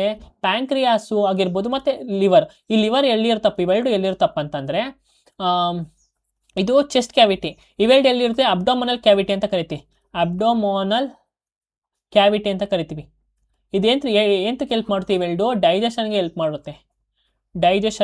ಹೆಲ್ಪ್ ಮಾಡುತ್ತೆ. ನೆನ್ಪಿಟ್ಕೊಳ್ಳಿ, ನಾನು ಹ್ಯೂಮನ್ ಬಾಡಿ ಅಂದರೆ ಡೈಜೆಷನ್ ಆಗಿರ್ಬೋದು, ಇಜೆಷನ್ ಆಗಿರ್ಬೋದು, ಅಬ್ಸಾರ್ಪ್ಷನ್, ಅದ್ರ ಮೇಲೆ ಯಾವುದು ಕೂಡ ಕ್ವಶನ್ಸ್ ತಗೊಂಡಿಲ್ಲ. ಯಾಕಪ್ಪ ಅಂತಂದರೆ ಅದು ಈಸಿ ಪ್ರೊಸೆಸ್ಸು, ಎಲ್ಲರಿಗೂ ಗೊತ್ತಿರುತ್ತೆ ಅಂತ. ಓಕೆನಾ, ಅದಕ್ಕೋಸ್ಕರ ನಾನು ತಗೊಂಡಿಲ್ಲ. ಬಟ್ ನಿಮಗೆ ಡೈಜೆಷನ್ ಬಗ್ಗೆ ಎಲ್ಲ ಗೊತ್ತಿರಬೇಕು, ಫುಲ್ ಪ್ರಾಸೆಸ್ಸು. ಈ ಪ್ಯಾಂಕ್ರಿಯಾಸ್ ಆಯಿತು, ಲಿವರ್ ಆಯಿತು. ಇದು ಫಾರ್ನಾಕ್ಸ್ ಅಂದ್ರೆ ಏನು? ಫಾರ್ನಾಕ್ಸ್ ಅಂತ ಅಂದರೆ ನೋಡಿ, ಈ ಫುಟ್ ಪೈಪ್ ಅಂತ ಕರಿತೀವಲ್ವಾ, ಈ ಫುಟ್ ಪೈಪ್ ನಾವೇನಂತ ಕರಿತೀವಿ? ಈಸೋಫಿಗಸ್ ಅಂತ ಕರಿತೀವಿ ಅಥವಾ ಫಾರ್ನಾಕ್ಸ್ ಅಂತ ಕರಿತೀವಿ. ಸೊ ಚೆಸ್ಟ್ ಕ್ಯಾವಿಟಿಯಲ್ಲಿ ಯಾವ್ದು ಇರುತ್ತಪ್ಪ ಅಂದರೆ ಲಂಗ್ಸ್ ಅಂತ ನಾವು ಕರಿತೀವಿ. The main thinking part of the human brain is located in the? ಮಾನವನ ಮೆದುಳಿನಲ್ಲಿ ಮುಖ್ಯ ಆಲೋಚನಾ ಭಾಗವು ಎಲ್ಲಿ ಇರುತ್ತದೆ? ಸೊ ನಾನು ಲಾಸ್ಟ್ ಕ್ವಶನಲ್ಲಿ ಹೇಳಿದ್ದೀನಿ, ಮುಖ್ಯ ಆಲೋಚನೆ ಅಥವಾ ನಾವು ಏನೇ ಮಾಡಿದ್ರು, ನಾವು ಥಿಂಕ್ ಮಾಡಿದ್ರು ಎಲ್ಲಿ ಮಾಡ್ತೀವಿ? ಫೋರ್ ಬ್ರೈನಲ್ಲಿ ಮಾಡ್ತೀವಿ. ಇಲ್ಲಿ ಮೆದುಳಲ್ಲಿ, ಮೆದುಳು ಅಂದರೆ ಫೋರ್ ಬ್ರೈನಲ್ಲಿ ನಾವು ಇದನ್ನು ಮಾಡ್ತೀವಿ. Which of the following statement best explains why isotope of an element have identical chemical properties but different physical properties? ಒಂದು ಧಾತುವಿನ ಐಸೋಟೋಪ್ಗಳು ಒಂದೇ ರೀತಿಯ ರಾಸಾಯನಿಕ ಗುಣಲಕ್ಷಣಗಳನ್ನು ಅದರ ವಿಭಿನ್ನ ಭೌತಿಕ ಗುಣಲಕ್ಷಣಗಳನ್ನು ಏಕೆ ಹೊಂದಿರುತ್ತವೆ ಎಂಬುದನ್ನು ಕೆಳಗಿನ ಯಾವ ಹೇಳಿಕೆಯು ಉತ್ತಮವಾಗಿ ವಿವರಿಸುತ್ತದೆ? ಸೊ ನಮಗೆ ಐಸೋಟೋಪ್ಸ್ ಅಂದ್ರೆ ಏನು? ಐಸೋಟೋಪ್ಸ್ ಅಂತಂದ್ರೆ ಅಟಾಮಿಕ್ ನಂಬರ್ ಏನಿರುತ್ತೆ? ಸೇಮ್ ಇರುತ್ತೆ. ಅಟಾಮಿಕ್ ನಂಬರು ಸೇಮ್ ಇರುತ್ತೆ, ಬಟ್ ಇನ್ನೇನು ಬೇರೆ ಏನಿರುತ್ತಪ್ಪ ಅಂದರೆ different mass number. Mass number ಏನಿರುತ್ತೆ? ಡಿಫ್ರೆಂಟ್ ಇರುತ್ತೆ. ಓಕೆನಾ? ಇದನ್ನು ನಾವೇನಂತ ಕರಿತೀವಿ? ಐಸೋಟೋಪ್ಸ್ ಅಂತ ನಾವು ಇದನ್ನ ಕರಿತೀವಿ. ಸೊ ಆಪ್ಷನ್ ಮಾಡ್ತೀರಾ ನೀವೇ? ಕ್ವಶನಲ್ಲಿ ನನಗೆ ಕಮೆಂಟಲ್ಲಿ ತಿಳಿಸಿ. ಈಸಿ ಇದೆ, ನಾನು ಮುಂಚೆನೇ ಎಲ್ಲ ಹೇಳ್ಕೊಟ್ಟಿದ್ದೀನಿ. ಕಮೆಂಟಲ್ಲಿ ತಿಳಿಸಿ. ಇದೊಂದು ಕ್ವಶನು ಮತ್ತು ಮುಂಚೆ ಒಂದು ಕ್ವಶನ್, ಎರಡು ಕ್ವಶನ್ನು ಕೂಡ ನೀವು ಕಮೆಂಟಲ್ಲಿ ತಿಳಿಸ್ಬೇಕು. ಸರಿನಾ? ಸೊ ಕರೆಕ್ಟಾಗಿ ನಾವು ಒಂದು 25 ಕ್ವಶನ್ ಮುಗಿಸಿದ್ದೀವಿ. ಅಂದರೆ ಒಂದು 275 ಕ್ವಶನ್ಸ್ ಇಲ್ಲಿಗೆ ಆಗಿದೆ. ಆ್ಯಂಡ್ ಇಲ್ಲಿಗೆ ಒಂದು ಕ್ಲಿಯರ್ ಕಟ್ ಪಿಕ್ಚರ್ ನಿಮಗೆ ಸಿಕ್ಕಿರುತ್ತೆ. ಓಕೆನಾ? ನಿಮಗೆ ಕ್ಲಿಯರಾಗಿ ಐಡಿಯಾ ಸಿಕ್ಕಿರುತ್ತೆ ಯಾವ ಕ್ವಶನ್ ಮೇಲೆ ನಾವು ಜಾಸ್ತಿ ಓದಬೇಕಂತ. ದಯವಿಟ್ಟು ಆ ಕ್ವಶನ್ನ ನೀವು ಜಾಸ್ತಿ ಟಾರ್ಗೆಟ್ ಮಾಡಿ. ಮತ್ತು ಇವತ್ತು ಇಂಪಾರ್ಟೆಂಟ್ 4 ಟಾಪಿಕ್ಸ್ ಯಾವುದಪ್ಪ ಅಂತಂದರೆ, ಮೊದಲನೇ ಟಾಪಿಕ್ ಹ್ಯೂಮನ್ ಐ ಬಗ್ಗೆ ಓದಬೇಕು. ಓಕೆನಾ? ಸೆಕೆಂಡು, ಈಗ ಬಯೋದಲ್ಲಿ ಅದೆಲ್ಲ ಆಯ್ತಲ್ವಾ? ಈಗ ನೆಕ್ಸ್ಟ್ ಬಯೋದಲ್ಲಿ ನೀವು ಏನು ಓದಬೇಕಪ್ಪ ಅಂತಂದರೆ, ರಿವಿಷನ್ ಮಾಡಿ. ಯಾವುದು? Reproductive organs, reproduction chapter, plants, animals, humans ಮೂರೂ ಓದಬೇಕು. ಆಮೇಲೆ ಮೂರನೇದು ಕೆಮಿಸ್ಟ್ರಿ. ಈ ಕೆಮಿಸ್ಟ್ರಿ ಯಾವುದು? Periodic table. ಪಿರಿಯಾಡಿಕ್ ಟೇಬಲ್ ಮೇಲೆ ನಮಗೆ ಕ್ವಶನ್ ಡಿ ಗ್ರೂಪಲ್ಲಿ ಬಂದಿರೋದು ಕಡಿಮೆ, ಬಟ್ ತುಂಬ ಬೇಸಿಕ್ ಕ್ವಶನ್ಸ್ ಬರುತ್ತೆ. ಡರ್ಮಿಟಿವ್ ಮೆಂಡಿಲಿವ್ ಕಲ್ತ್ಕೊಳ್ಳಿ, ಮತ್ತು ಮೊಸಲೆ ಅವ್ರದ್ದು ಕಲ್ತ್ಕೊಳ್ಳಿ. ಮೊಸಲೆ ಅವರು ಮಾಡರ್ನ್ ಪಿರಿಯಾಡಿಕ್ ಟೇಬಲು, ಡೆಮಿಟಿವ್ ಅವ್ರದ್ದು ಪಿರಿಯಾಡಿಕ್ ಟೇಬಲ್, ಅದು ಕಂಡಿಡ್ಕೊಳ್ಳಿ. ಅದಾದಮೇಲೆ 4ನೇದು ಫಿಸಿಕ್ಸಲ್ಲಿ. ಈ ಫಿಸಿಕ್ಸಲ್ಲಿ ನೀವು ಯಾವ ಚಾಪ್ಟರ್ ಓದ್ತೀರಪ್ಪ ಅಂದರೆ, ಸೌಂಡು ಪ್ಲಸ್ ಹ್ಯೂಮನ್ ಐ ಎಲ್ಲ ಐತಲ್ವಾ, ಸೌಂಡ್ ಓದಿ. ಅದಾದಮೇಲೆ ಯಾವುದಪ್ಪ ಅಂತಂದರೆ ಲೆನ್ಸಸ್. ಇದಿಷ್ಟು 4 ಕಾನ್ಸೆಪ್ಟ್ನ ನೀವು ನಾಳೆ ಬರೋಷ್ಟ್ರೊಳಗೆ ಓದ್ಕೊಂಡು ರಿವಿಷನ್ ಮಾಡ್ಕೊಬಲ್ಲಿ. ಓಕೆನಾ? ಸೊ ನಿಮ್ಮ ಜೊತೆ ಮತ್ತೆ ನಾಳೆ ನಾನು 5 ಗಂಟೆಗೆ ಸಿಗ್ತೀನಿ. Until then take care, bye, meet you in the next lecture.